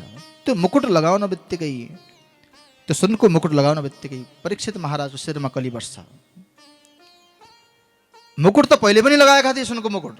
त्यो मुकुटमा कलीले बास गरेन। अब यो मुकुटमा कलीले किन बास गर्यो? यो मुकुट भ्रष्टाचारको थियो। यो मुकुट जरासन्ध, मगध नरेश, मगध भनेको अहिले बिहार, भगवान बुद्धले बिहार गर्नुभयो, बिहार नाम भयो। बिहार भनेको भ्रमण। भगवान बुद्धले परिभ्रमण गरेको हुनाले भारतको राज्यको नाम बिहार राज्य पर्यो। एउटा राज्यको नाम बिहार भनिन्छ। भगवान बुद्धको बिहार भएर बिहार भएको हो। पहिले मगध नरेश जरासन्धको राज्य। जरासन्धलाई मारिसकेपछि भीमसेनले त्यो मुकुट लोभ लागेर जरासन्धको मुकुट ल्याएर राख्नु भएको थियो। त्यो अर्काको भ्रष्टाचारको भयो नि त, अर्काको मुकुट, अधिकारभन्दा बाहिरको मुकुट। त्यो मुकुट लगाउन बित्तिकै परीक्षित महाराजको शिरमा कलीको बास भयो। आजसम्म कहिले पनि हत्या हिंसा नगरेका परीक्षित महाराज हातमा बाण लिएर आखेट गर्नको लागि जङ्गलतिर शिकार गर्नको लागि गएका छन्। आफ्ना हजारौं सेनासहित गएका छन्। सेनाहरूबाट राजा बिछोडिएका छन्। राजा एक्लै भए। राजा घुम्दै घुम्दै एउटा आश्रममा पुगे। समीक ऋषिको आश्रम। सुनसान वातावरण छ। एकान्त जङ्गलमा केवल पक्षीहरूको कलरब मात्र छ। जहाँ ऋषिको तपस्थली, ऋषिको तपस्याको तरङ्गहरूले केही क्षण परीक्षित महाराजको मन शान्त भएको छ, मन स्थिर भएको छ। तर राजा भोक प्यासले व्याकुल भएका छन्, एक्लै बिछोडिएका छन्। आश्रम नजिक पुगे। ऋषि आँखा बन्द गरेर समाधिमा बस्नु भएको थियो। राजाले निवेदन गरे, ऋषिवर मलाई भोग लागेको छ, प्यास लागेको छ, म राजा परीक्षित, खाने पिउने व्यवस्था गर्नुहोस्। ऋषिले सुनेनन्। ऋषि समीक समाधिमा हुनुहुन्छ। अब राजालाई रिस उठ्यो, ए ऋषि, मलाई भोग लागेको छ, कुरा नसुन्ने मेरो, म राजा परीक्षित आएको। तर पनि ऋषिले सुनेन। ऋषि ध्यानस्थ हुनुहुन्छ, समाधिमा हुनुहुन्छ। अब राजाको रिस पारावार बढ्यो, क्रोधको पारावार बढ्यो। अब राजा भन्छ, ए पाखण्डी, महाराज परीक्षितको कुरा नसुन्ने, मलाई भोग लागेको छ, प्यास लागेको छ। तर पनि ऋषिको समाधि खुलेन। ऋषिले थाहा पाउनु भएन। पासमा एउटा तक्षक जातिको सर्प हिँडिराखेको थियो। आफ्नो बाणको तीरले त्यो सर्पलाई मारे राजाले, अनि उठाए बाणको तीरले समाधिमा बसेका ऋषिको गलामा हालिदिए। ऋषिले तर पनि थाहा पाएन। तर एउटा ऋषि शिष्यले देख्यो, हाम्रो गुरुदेवको गलामा कुन दुष्ट राजाले मरेको सर्प हालिदिएको छ। पासमा कौशिकी नदी छ। कौशिकी नदीहरूमा ऋषि कुमारहरू जलक्रीडा गरिरहेका छन्, पानीमा खेलिराखेका छन्। ग्रीष्मको ऋतु छ। त्यसमा समीक ऋषिका छोरा कुमार श्रृंगी पनि छन्। श्रृंगी श्रृंगी श्रृंगी, तिम्रो पिताजीको गलामा कुनै दुष्ट राजाले मरेको तक्षक सर्प हालिदिएको छ। ऋषि समाधिमा हुनुहुन्छ, गुरुदेवलाई थाहा भएको छैन यो कुरा। तब कुमार श्रृंगीले हातमा जल लिए। वास्तवमा मैले विप्रत्व थामेको रहेछु भने, वास्तवमा मैले सन्ध्या बन्दन गरेको रहेछु भने, वास्तवमा मैले पितृभक्ति गरेको रहेछु भने, दुष्ट राजा जुन राजाले मेरो पिताजीको गलामा मरेको सर्प हालेको छ, तक्षक जातिको सर्प, त्यसै तक्षक जातिको सर्पले टोकेर 7 दिनमा मृत्यु होस्, त्यो राजाको 7 दिनमा मृत्यु होस् भनेर ऋषि कुमारले श्राप दिए। ऋषि कुमारहरू, ऋषि शिष्यहरू फर्केर आश्रममा आएका छन्। ऋषिको गलाबाट सर्प निकालेका छन्। ऋषिको समाधि खुलेको छ। के भयो बाबु, तिमीहरू एकदम निराश छौ, शान्त छौ, अशान्त भएका छौ, के कारण हो? ऋषि कुमार श्रृंगी भन्छन्, पिताजी पिताजी, हजुरको गलामा कुनै दुष्ट राजाले मरेको तक्षक जातिको सर्प हालेको रहेछ, हेर्नुहोस् यो सर्प। तर चिन्ता नगर्नुहोस्, त्यो दुष्ट राजालाई मैले श्राप दिइसकेँ। 7 दिनमा त्यसलाई पनि सर्पले टोक्नेछ, तक्षक सर्पले टोकेर त्यसको मृत्यु हुनेछ। मैले श्राप दिइसकेँ, चिन्ता नगर्नुहोस्। ऋषिले सोधे, कुन राजा हुन् थाहा छ तिमीहरूलाई बाबु? पिताजी त्यो त थाहा छैन। ऋषि आँखा बन्द गरेर हेर्नुहुन्छ अन्तर्ध्यायनी दृष्टिद्वारा। धर्मपालक, परम भागवत, प्रजावत्सल, चक्रवर्ती सम्राट भूपाल परीक्षित महाराज श्रापित हुनुभएको। परीक्षित महाराज श्रापित हुनुभएको कुरा थाहा पाउनुभयो। तुरन्त ऋषि कुमारहरूलाई पठाउनु भयो, जाऊ परीक्षित महाराजले जानकारी गराऊ। कमसेकम राजाले मर्ने कुरा थाहा पायो भने मृत्यु सुधार्न सक्ला। ऋषि कुमारहरू हस्तिनापुरतिर गए। राजा पनि हस्तिनापुरको राजमहलमा पुगेर गद्दीमा बसे, मुकुट उतारे। पसिना पछि मुकुट उतार्न बित्तिकै कली उत्र्यो। हेर्नुहोस्, त्यो जरासन्धको मुकुट थियो नि त, त्यो उत्र्यो। कली पनि साथ साथ उत्र्यो। अब राजाले होसायो, ओहो, त्रेता युगमा चक्रवर्ती सम्राटको पद अयोध्या नरेश सूर्यवंशी राजा कहाँ थियो? तर यिनै ऋषिमुनिहरूको चरण धुलीको परम कृपाले, आशीर्वादले मेरा पिता पुर्खाहरूले चन्द्रवंशी कुलमा हस्तिनापुरलाई चक्रवर्ती सम्राटको पदमा आसीन गराए। आज उनै दयालु ऋषिको मैले अपमान, यति ठुलो पाखण्डी भने। यति मात्र होइन, मरेको सर्प गलामा हालिदिए। धिक्कार छ परीक्षित तेरो जिन्दगी। राजा पश्चातापको अग्निमा जल्न लागे। ऋषि कुमारहरू पुगे। राजन राजन, हजुरलाई कुमार श्रृंगीको श्राप मिलिसकेको छ। 7 दिनमा हजुरलाई तक्षक सर्पले टोक्नेछ। जुन तक्षक सर्प हजुरले ऋषिको गलामा हाल्नु भएको थियो, त्यसै जातिको विशाल तक्षक सर्पले हजुरलाई टोक्नेछ। हजुरको मृत्यु हुनेछ। ऋषि कुमारले श्राप दिइसकेका छन्। राजा खुसी भए। कसैलाई 1 रातको पनि भरोसा छैन। अब मेरा त 7 रात बाँकी छन्। आज खाएको मान्छे बाहिरको सास बाहिरै अड्के पनि यो जीवन चट्टै, भित्रको सास भित्रै अड्के पनि यो जीवन चट्टै। यस्तो कच्चो जिन्दगीमा नबनाऊ है लट्ठै। जिन्दगी त सिसा झैँ छ, फुट्न सक्छ फट्टै। कसैको भरोसा छैन। तर म त 7 दिन बाँच्छु अब निश्चित। 7 दिन ऋषिको कुमारको श्राप झेल्नको लागि मैले 7 दिन बाँच्नुपर्छ। अब मसँग पुरा 7 दिन बाँकी छन्। राजा खुसी भए। कमसेकम ऋषि कुमारले मलाई 7 दिन बाँच्ने अधिकार दिए। म त अहिले मर्न गइरहेको थिएँ। मैले ठुलो गल्ती गरेँ। ऋषिको अपमान मबाट। मैले मेरा पिता अभिमन्युलाई कलङ्कित गरेँ। मैले मेरा पितामह अर्जुनलाई कलङ्कित गरेँ। मैले हाम्रा पूर्वज पाण्डवहरूलाई कलङ्कित गरेँ। मैले हाम्रा पूर्वज भीष्म पितामहलाई कलङ्कित गरेँ, मैले यो पूर्व वंशलाई कलङ्कित गरेँ, यो भरत वंशलाई कलङ्कित गरेँ भनेर पश्चातापको अग्निमा जलेका राजा अब खुसी भए। मुकुट उतारेर फ्याँकिदिए, राजपोसाक उतारिदिए, आफ्ना जटा खोले राजाले एक क्षणमै चक्रवर्ती सम्राटको पद त्यागेर फकीर बनेर, हेर्नुहोस्, प्राप्ति गर्नुको लागि फकीर बन्नुपर्छ, राजपाट त्याग्नुपर्छ। हामीसँग त त्याग्नको लागि पनि केही छैन। बुद्धले त्यागे, सिद्धार्थले त्यागे, बुद्ध बने। परीक्षित राजाले त्यागे, परीक्षित महाराज भगवानका परम पार्षद बने।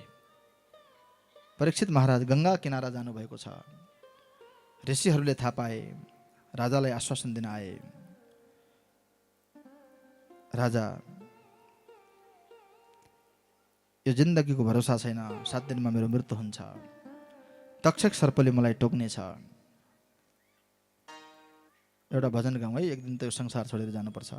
हाम्रो श्रद्धेय हिरालाल कडेल भारद्वाजले लेख्नु भएको प्रसिद्ध भजन। नेपाल 13 करोड नेपालीले कसले सुनेको छैन यो भजन, विश्वविख्यात भजन। हामी सबै मिलेर गाउँ। एक दिन त जाने हो संसार छोडेर, एक दिन त जाने हो संसार छोडेर, पिजडा तोडेर पक्षी उडेर, पिजडा तोडेर पंछी उडेर, धन र सम्पत्ति घरमै झोलामा, धन र सम्पत्ति घरमै झोलामा, बाँसको डोलामा लान्छन् खोलामा, बाँसको डोलामा लान्छन् खोलामा, भर नपर, भर नपर, जान्छ पंछी उडेर गुडा छोडेर, भर नपर, भर नपर, जान्छ पंछी उडेर गुडे छोडेर। हरि बोल।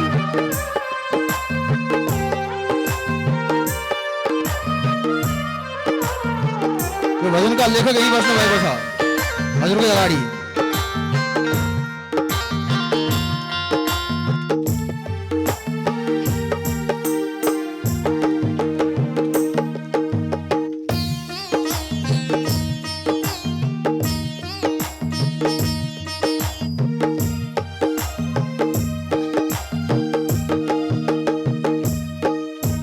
खै कुन्नी केमा हो संसार झुलेको, खै कुन्नी कहाँ रहेको छ संसार, संसार झुलेको, खै कुन्नी केमा हो संसार झुलेको, खै कुन्नी केमा हो संसार झुलेको, किन हो चटकै धर्म भुलेको, किन हो चटकै धर्म भुलेको, बिहान फुल फुली साँझ झर्दैछन्, बिहान जिन्दगी फुल फुली साँझ झर्दैछन्, मान्छेले मर्दिन जस्तै गर्दैछन्, मान्छेले मर्दिन जस्तै गर्दैछन्, कहिले काखमा कहिले डोलामा, कहिले शङ्ख बजाउँदै लान्छन् खोलामा, कहिले काखमा कहिले डोलामा, कहिले शङ्ख बजाउँदै लान्छन् खोलामा। हरि बोल।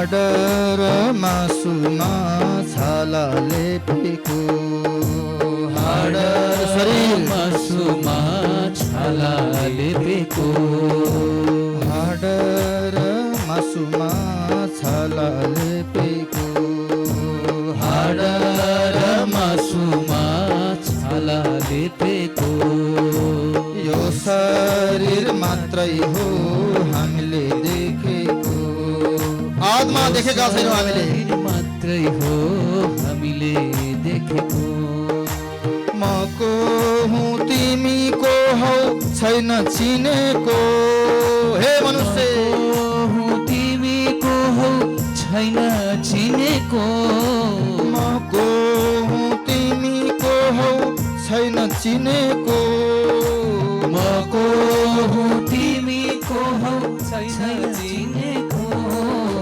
कहीँ छैन ठेगाना कहाँ हो हिँडेको कहीँ छैन ठेगाना कहाँ हिँडेको कस्तुम को हम कुत आयात कामे जनन जगतुर शङ्कराचार्य भगवानले चर्पण मञ्जरीमा भन्नुहुन्छ वेदान्त लुकेको छ भजनमा कस्तुम को हम कुत आयात कामे जननी कामे तातः इति परिभावय सर्वम सारम विश्वम त्यक्त्वा स्वप्न विसारम जाने का होला जाने का होला हुनै रामलाई थाहा होला जाने का होला जाने का होला जाने का होला हुनै रामलाई थाहा होला जाने का होला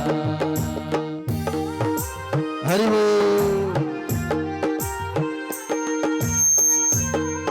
वेदान्तको रहस्य भरिएको छ यो भजनमा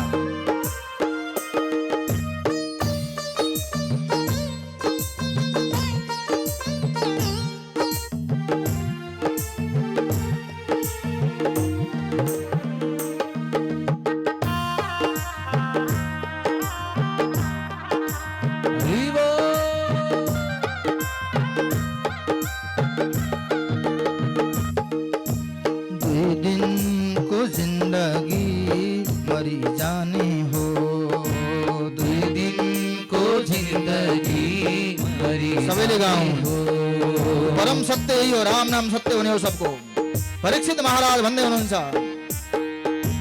2 दिनको जिन्दगी मरि जाने हो 2 दिनको जिन्दगी मरि जाने हो आखिरी अर्कैले भोकी लाने हो सबलाई आखिरी अर्कैले भोकी लाने हो कहिले नि बसिन राम बोलेर हे मनुष्य समझ समयमा कहिले नि बसिन राम बोलेर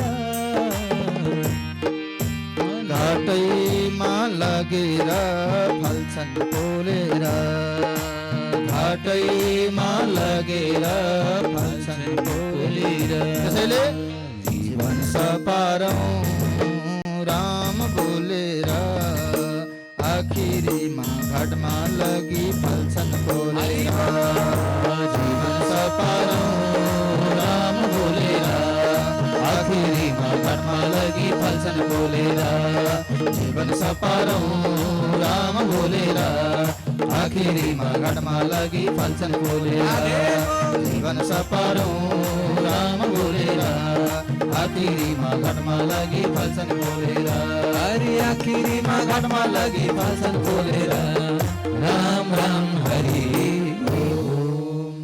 एक दिन त जाने हो संसार छोडेर एक दिन त जाने हो संसार छोडेर पिजडा तोडेर पंछी उडेर पिजडा तोडेर पंछी उडेर धन र सम्पत्ति घरमै झोलामा धन र सम्पत्ति घरमै झोलामा बाँसको झोलामा लन्छन् खोलामा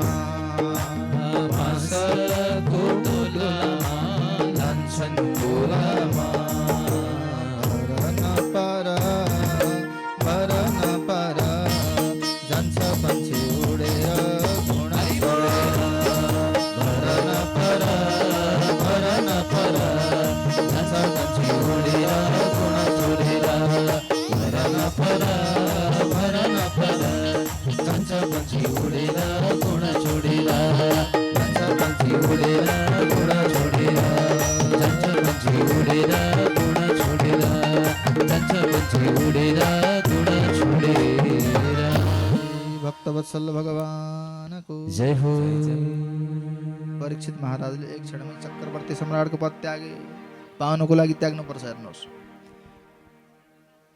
त्यागात शान्तिरनन्तरम त्याग्नु किन पर्छ त्यागे मात्र शान्ति हुन्छ शान्ति मिल्छ त्यागात शान्तिरनन्तरम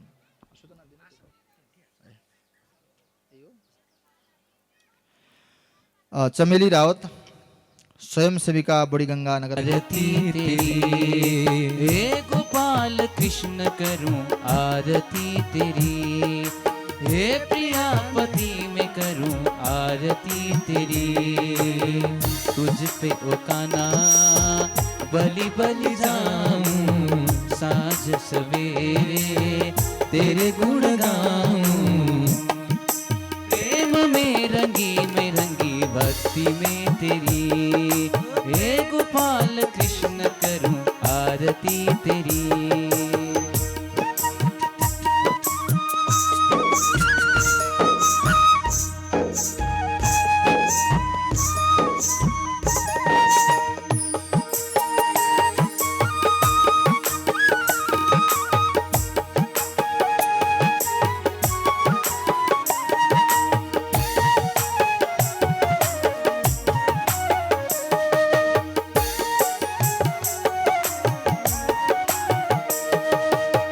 माटी काए तन है तेरा मन और प्राण भी तेरे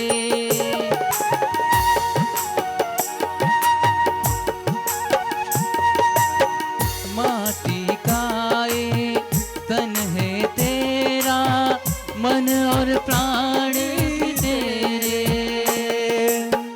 मैं एक गोपी तुम हो कन्हैया तुम हो भगवान मेरे कृष्ण कृष्ण कृष्ण रटे आत्मा मेरी हे गोपाल कृष्ण करूं आरती तेरी हरे कृष्ण कृष्ण कृष्ण हरे हरे हरे राम राम राम हरे हरे हरे कृष्ण कृष्ण कृष्ण हरे हरे हरे राम राम राम हरे हरे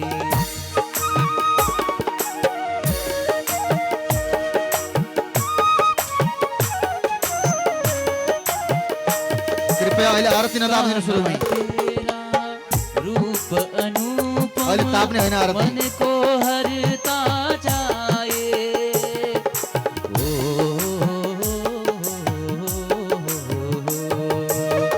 काना तेरा रूप अनुपम मन को हरता जाए मन ए चाहे हर पल अखियां दर्शन तेरा पाए दर्श तेरा प्रेम तेरा आस है मेरी हे गोपाल कृष्ण करूं आरती तेरी हे प्रियापति में करूं आरती तेरी तुझ पे उकाना बलि बल जाऊं साँझ सवेरे तेरे गुण गाऊं हे गोपाल कृष्ण करूं आरती तेरी हे प्रियापति में करूं आरती तेरी हे गोपाल कृष्ण करूं आरती तेरी हे प्रियापति करूं मैं आरती तेरी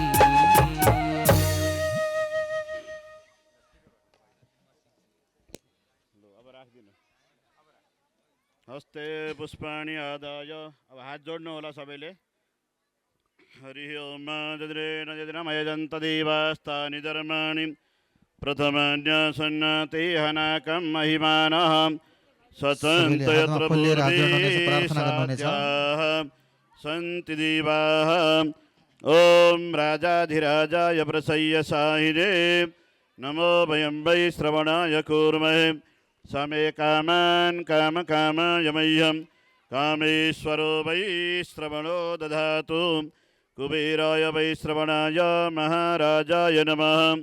ॐ विश्वतः चक्षुरुत विश्वतो मुखो विश्वतो बाहुरुत विश्वतस्पात संबाहुभ्यां धमदिशां पतत्रैर्द्यावा भूमि जनयन्ति वैकः। ॐ एकदन्ताय विद्महे वक्रतुण्डाय धीमहि तन्नो दन्ति प्रचोदयात्। ॐ कात्यायन्यै च विद्महे कन्याकुमार्यै च धीमहि तन्नो दुर्गे प्रचोदयात्। ॐ तत्पुरुषाय विद्महे महादेवाय धीमहि तन्नो रुद्रः प्रचोदयात्। ॐ भागीरथ्यै च विद्महे जन्मपुत्रै च धीमहि तन्नो गङ्गे प्रचोदयात्। ॐ महालक्ष्म्यै च विद्महे विष्णुपत्न्यै च धीमहि तन्नो लक्ष्मी प्रचोदयात्। ॐ नारायणाय विद्महे वासुदेवाय धीमहि तन्नो विष्णु प्रचोदयात्। सेवन्तिकावकुलचम्बकपाटलाब्जै पुन्नागजादिकरवीररसालपुष्पैः बिल्वप्रबालतुलसीदलमञ्जरीभिः स्त्वं पूजयामि जगदीश्वरं ये प्रसीद। नानासुगन्धपुष्पाणि यथा कालोदभानि च पुष्पाञ्जलिर्मया दत्तं गृहाण परमेश्वरः। मंत्रपुष्पाञ्जलिं समर्पयामि नमस्करोमि। ओम यानि कानि जपा। प्रयाग भनेको दुई अथवा दुई भन्दा बढी नदीको सङ्गमलाई के भनिन्छ? प्रयाग भनिन्छ। त्रिवेणी भनेको बेणी भनेको आमाहरूको चुल्ठो हुन्छ नि, यो दिदीबहिनीहरू चुल्ठो, चुल्ठोलाई बेणी भनिन्छ। त्रि भनेको तीनवटा बेणी अथवा तीनवटा धाराले तीनवटा बेणी जस्तो चुल्ठो जस्तो बनेको हुनाले त्यसलाई के भनिन्छ? त्रिवेणी भनिन्छ। चुल्ठोको आकार, बेणी भनेको चुल्ठो, त्रि भनेको तीनवटा चुल्ठाको आकार भएको हुनाले त्रिवेणी भनिन्छ। प्रयागराज तीर्थराज जंगम, प्रयागराज संगम, जहाँ गंगा यमुना र सरस्वतीको संगम छ, जहाँ भर्खरै कुम्भ लागेको थियो माघ महिनामा।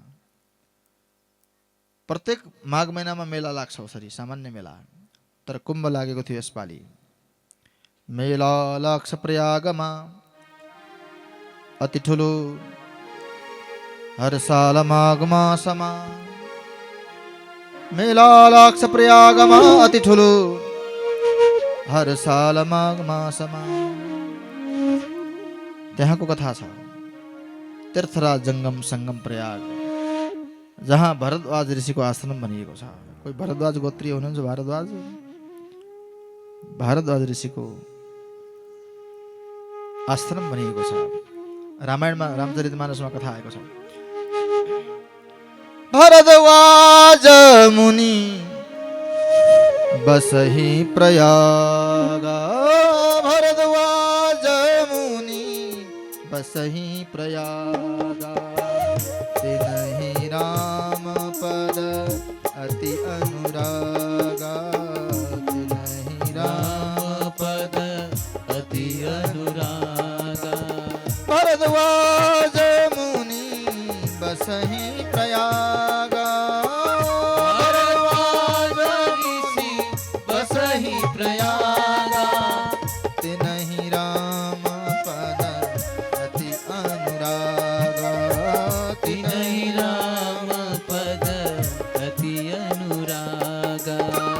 तापस समदम दया निधान, तापस समदम दया निधान, परमारथ पथ परम सुजाना, परमारथ पथ परम सुजाना।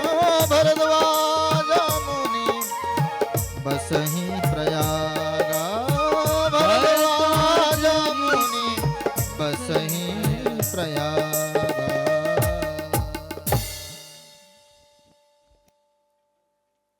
पल्ला पढेन रामचरितमानसको चौपाई हुने आनन्दमय चौपाई। महापुरुषका रचना हुन्, महापुरुषका वाणी हुने नि। भरद्वाज ऋषिको आश्रम छ प्रयागराजमा। भरद्वाज गोत्रको मुख्य आश्रम कहाँ हो? प्रयागराज। त्यो तीर्थमा एउटा मेला लागेको थियो, भरी सभा लागेको थियो। त्यो सभामा ब्रह्मा विष्णु महादेव त्रिदेव बीच सभामा बस्नु भएको थियो। ऋषि मुनिहरू, यक्ष गन्धर्व किन्नरहरू सबै बसेका थिए। त्यो सभामा दक्ष प्रजापतिको आगमन भयो। हेर्नुहोस्, राजा आयो। दक्ष प्रजापति भनेको राजा, प्रजाहरूको पति, पति भनेको मालिक, प्रजाहरूको राजा, प्रजापति दक्ष।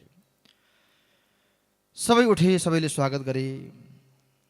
राजा आउनुभयो, राजा आउनुभयो भने सत्कार गरे, प्रणाम गरे, नमन गरे।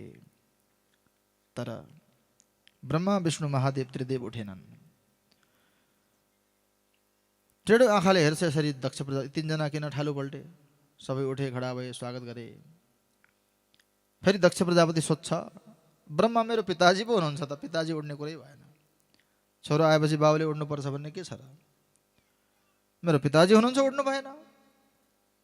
ब्रह्माजीको कुनै गल्ती छैन यसमा। भगवान विष्णु मेरो आराध्य देव हुनुहुन्छ, मेरो इष्टदेव हुनुहुन्छ, मेरो भगवान हुनुहुन्छ, मेरो आराध्य हुनुहुन्छ। भगवान विष्णु पनि उठ्नु भएन, केही भएन। तर यो महादेव त मेरो ज्वाइँ हो नि। ससुराजी आउँदा कमसेकम उठ्नु, ससुरजी प्रणाम भन्नु। यसलाई के थाहा?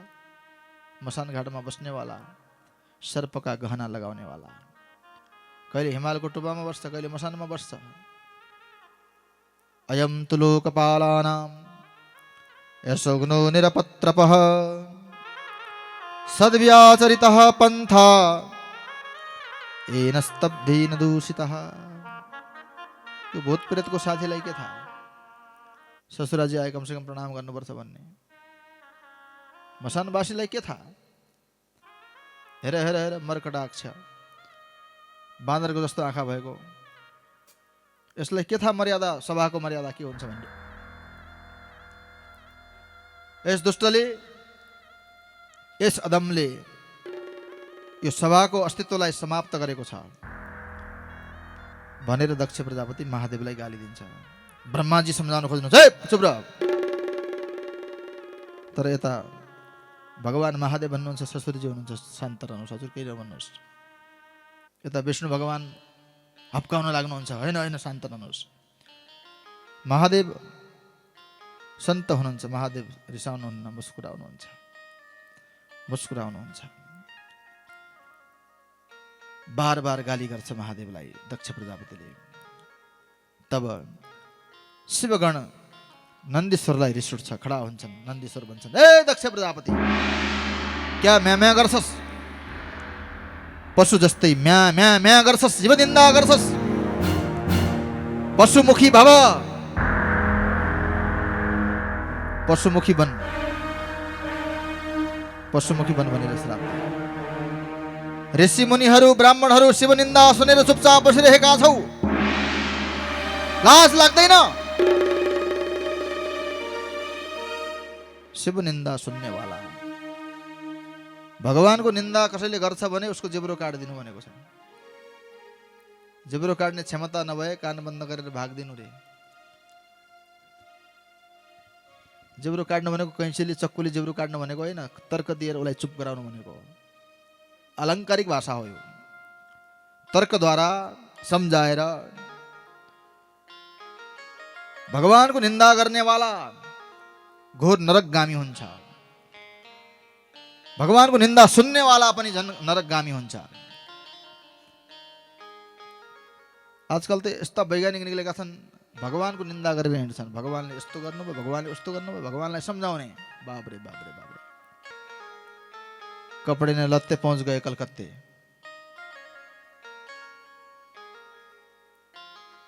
एउटा शास्त्रको अध्ययन छैन, सन्तको संगत छैन, गुरुको सान्निध्यमा बसेको छैन, अनि भगवानलाई सम्झाउन हिँड्छन्। हेर्नुहोस् यस्ता बहादुरहरू। भगवानले यस्तो किन गर्नुभयो, भगवानले यस्तो गर्नुपर्ने रे। बाबरे बाबरे बाबरे। हजुर त अष्टसिद्धि नवनिधिका दाता हुनुहुन्छ, मलाई दिनको लागि मसँग केही पनि छैन। होइन, हजुरसँग छ अद्भुत रामकथा, अलौकिक रामकथा सुनाउनुहोस्। हेर्नुहोस् महादेव यति इन्ट्रेस्ट राख्नुहुन्छ रामकथा सुन्नको लागि। अगस्त्य ऋषिले रामकथा सुनाउनुभयो, महादेवले सुन्नुभयो। सती माताले पहिलो गल्ती कुन गर्नुभयो? कथामा सुत्नुभयो।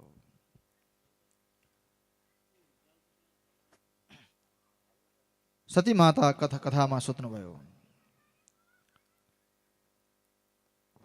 कथा पुरा भयो। कथा पुरा भइसकेपछि सती माताले सुन्नु, कथा पुरा भयो, सती जाउँ, कथा कस्तो लाग्यो?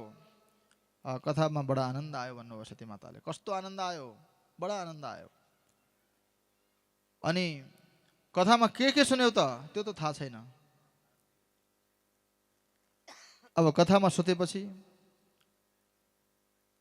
के थाहा हुन्छ त? नि कथा थाहा छैन, तर आनन्द त आउँछ कथामा सुते। निद आएपछि आनन्दै आउँछ हजुरको। पहिलो गल्ती सती माताले के गर्नुभयो? कथामा सुत्नुभयो। यसको अपराध के हुन्छ? सती माताले देह किन त्याग्नु पर्यो? पहिलो गल्ती के गर्नुभयो? कथामा सुत्नुभयो। भगवानको कथाको अपमान गर्नेवालाको के दशा हुन्छ यहाँ आएको छ। सती माता हुँदा पनि, शक्ति हुँदा पनि सती माताले कथाको अपमान गरेको हुनाले आत्मदाह गर्नु पर्यो। त्यहाँबाट सती मातालाई साथमा लिएर महादेव अगाडि बढ्नुभयो। अगाडि जाँदै गर्दा दण्डकारण्यमा, त्रेता युगको कुरा हो, भगवान श्री रामको वनवास भएको थियो। सीता मातालाई लङ्कापति रावणले हरण गरिसकेको थियो। लङ्कापति रावणले हरण गरिसकेपछि भगवान श्री राम हा सीता भन्दै खोज्दै हुनुहुन्थ्यो। त्यति बेला महादेवले टाढाबाट श्रीरामलाई प्रणाम गर्नुभयो। सती माताले अर्को गल्ती गर्दै हुनुहुन्छ। कसलाई प्रणाम गर्नुभएको हजुरले? महादेव भन्नुहुन्छ मेरो श्रीराम, मेरो इष्टदेव राम हुनुहुन्छ, जसको कथा सुनेर आउँदैछ। कथा नसुनेपछि रामको बारेमा के थाहा? कथामा सुतेपछि रामको बारेमा थाहा हुँदैन। मेरो आराध्य देव हुनुहुन्छ। सती माता भन्नुहुन्छ यस्तो वनवासी राजकुमार श्रीमतीको विरहमा रुनेवाला यस्तो भगवान हुन सक्दैन। यो भगवानै होइन यो। सती माताले दोस्रो गल्ती के गर्नुभयो? श्री राममाथि शङ्का गर्नुभयो। मान्नु भएन। अब महादेवले भन्नुभयो त्यसो भए जाऊ परीक्षा ल्याऊ। तेस्रो गल्ती गर्दै हुनुहुन्छ सती माताले। सीता भनेर रामको अगाडि जानुभयो। भगवान श्री रामले चिनिहाल्नुभयो। माता भवानी सती, हजुर सीता भनेर किन आउनुभयो यहाँ? सीताको भेष धारण गरेर कपट भेष बनाउनु भयो सती माताले।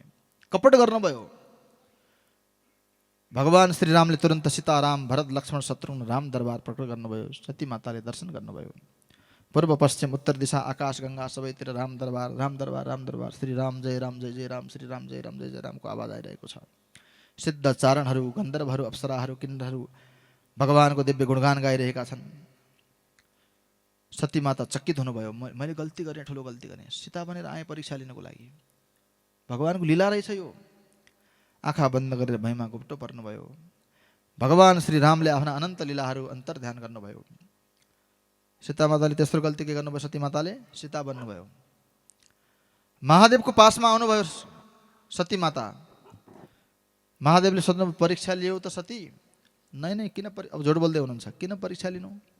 हजुरले भन्नुभयो मैले मानिहालेँ। म त भगवानको दर्शन गर्न पो गएकी थिएँ भन्नुहुन्छ। महादेवले आँखा बन्द गरेर हेर्नुभयो। सती सीता बनिसकेकी।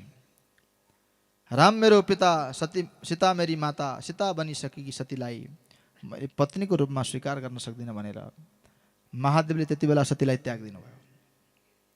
तर साथमा लिएर जानुभएको छ। तर मनले अबदेखि यसलाई पत्नी मान्न सक्दिनँ भनेर सती मातालाई त्याग्नु भएको छ। कनखल तीर्थमा, हरिद्वारको कनखलको पावन तीर्थमा दक्ष प्रजापतिले आफ्नो विशाल यज्ञको रचना गरेका छन्। महारानी प्रसूतिसँग मिलेर दक्ष प्रजापतिले यज्ञको रचना गरेका छन्। ब्रह्मा आदि देवताहरू सबैलाई बोलाइएको छ। भगवान विष्णुको पनि आसन दिएको छ। इन्द्र, वरुण, कुबेर, यम, अग्नि, समस्त सभासदहरू, समस्त देवीहरू, समस्त देवहरू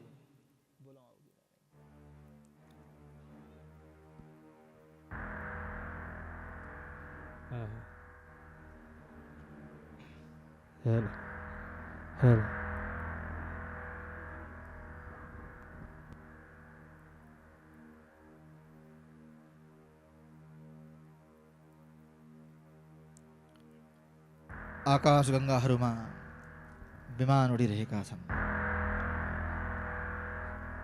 देवदेवाङ्गनाहरू दक्ष प्रजापतिको बृहस्पति आश्रम यज्ञमा प्रस्थान गरिरहेका छन्।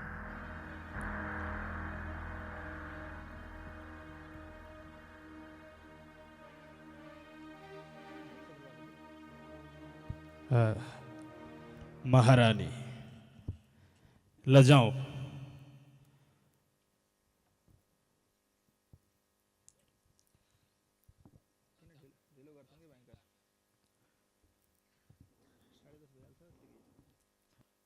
यसरी विमानहरू आकाशमा उडिरहेका छन्।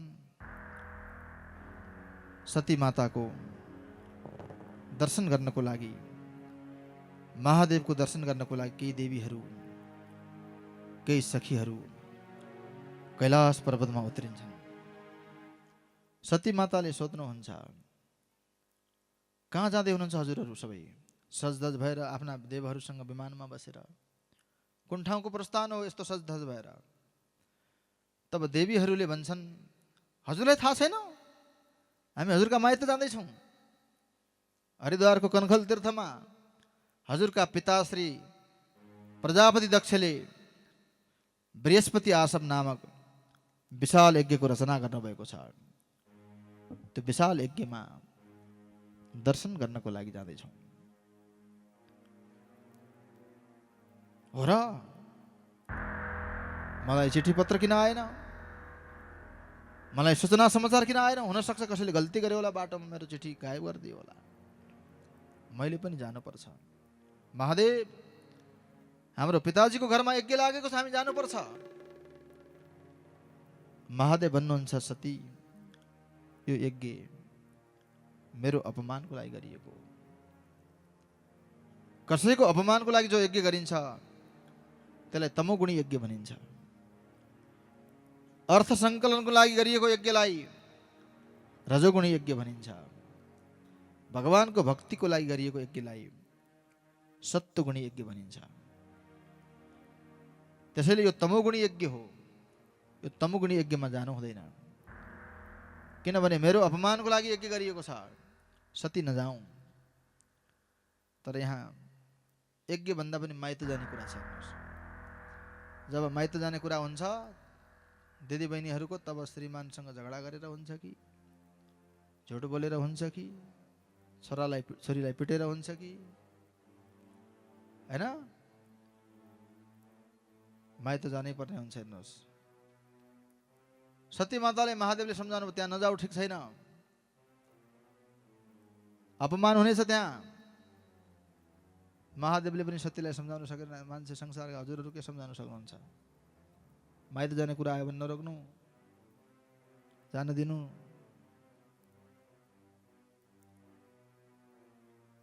नभए झगडा हुन्छ, हैन? अब चिना हेराउन आउनुहुन्छ, मेरो त फाइट हुन्छ हेर्नु श्रीमानसँग, म के गरौँ भन्नुहुन्छ दिदी बहिनीहरूले। अब मैले भन्छु चुप रहनु, नबोल्नु। झगडा शान्त गर्ने उपाय के हो? मौन। श्रीमान रिसायो भने श्रीमती नबोल्नु। आधा घन्टा पछि हजुरको ठन्डा भइहाल्छ, दिमाग सही भइहाल्छ। रिस मर्यो भने दिमाग सही भइहाल्छ। रिस उठेको बेला दिमागले काम गर्दैन। रिस उठेको बेला दिमागले काम गर्दैन। त्यसैले एकजना रिसायो भने अर्को चाहिँ मौन। श्रीमान रिसायो भने श्रीमती मौन, श्रीमती रिसाइन् भने श्रीमान मौन हुनुपर्छ। लडाइँबाट बच्ने उपाय के हो त? सबभन्दा सजिलो उपाय मौन, नबोल्नु। श्रीमान रिसायो भने बिल्कुल नबोल्नु, चुपचाप। श्रीमती रिसाएपछि श्रीमान नबोल्नु। रिस मरिसकेपछि आफै माफी माग्न आउँछ रिसाउने मान्छे। म बेकार रिसाएँ, कति सोझो मेरो श्रीमान, यत्तिकै म रिसाउने रहेछु, गाली गर्ने रहेछु भनेर पछि माफी माग्न आउँछ। त्यस्तै श्रीमान पनि माफी माग्न आउँछ। नरिसाउनु। एकजना आगो भयो भने अर्को पानी भनिदिनु, अनि कहिल्यै झगडा हुँदैन। झगडा गर्नु अलिअलि, तर तगडा झगडा नगर्नु। अलिअलि चाहिँ गर्नु रे फेरि, तर झगडा तगडा नगर्नु। बिल्कुलै झगडा हुन्न भने अलिअलि न्यु खोज्नु भनेको छ। आउँछ कथा आउँछ, म कथा श्रीकृष्ण रुक्मिणीको चर्चा आउँछ। सत्य भन्दैछु मैले, बिल्कुलै झगडा हुँदैन भने न्यु खोज्नु रे, झगडा गर्नु सुरु। तर झगडा फेरि तगडा नगर्नु रे। श्रीमान श्रीमतीको दाम्पत्य जीवन, गार्हस्थ्य जीवनलाई अनुकूल बनाउनको लागि झगडा तगडा हुनु हुँदैन, बिल्कुल झगडा बन्द पनि हुनु हुँदैन। अलिअलि झगडा गर्नुपर्छ। मेरो त बिल्कुल झगडा हुँदैन, झुट बोल्नुहुन्छ आमाहरू। फेरि झगडै हुँदैन, हाम्रो त एकदम माया प्रेम छ। किन हुँदैन, झगडा हुन्छ। महादेवले सतीलाई सम्झाउन सक्नु भएन, प्रभु माइत जाने कुरा छ नि यहाँ त। अब यहाँ पनि मर्ने, म यहाँ मर्छु, शरीर त्याग्छु, तर म माइत जान्छु या त मर्छु। मलाई मरेको लास देख्न चाहनुहुन्छ कि माइत पठाउनुहुन्छ? हेर्नुहोस्, सती माताले यति हट गर्नुभयो, सती माताको हटसरी महादेवले सक्नु भएन। हेर्नुहोस्, हजुर के सक्नु होला? हजुरहरू सक्नुहुन्न। बढी हट नगर्नु, माइत जाने कुरा आयो भने जान दिनु। हजुरलाई सजिलो गर्दैछु मैले। हजुरका महादेव सुन्न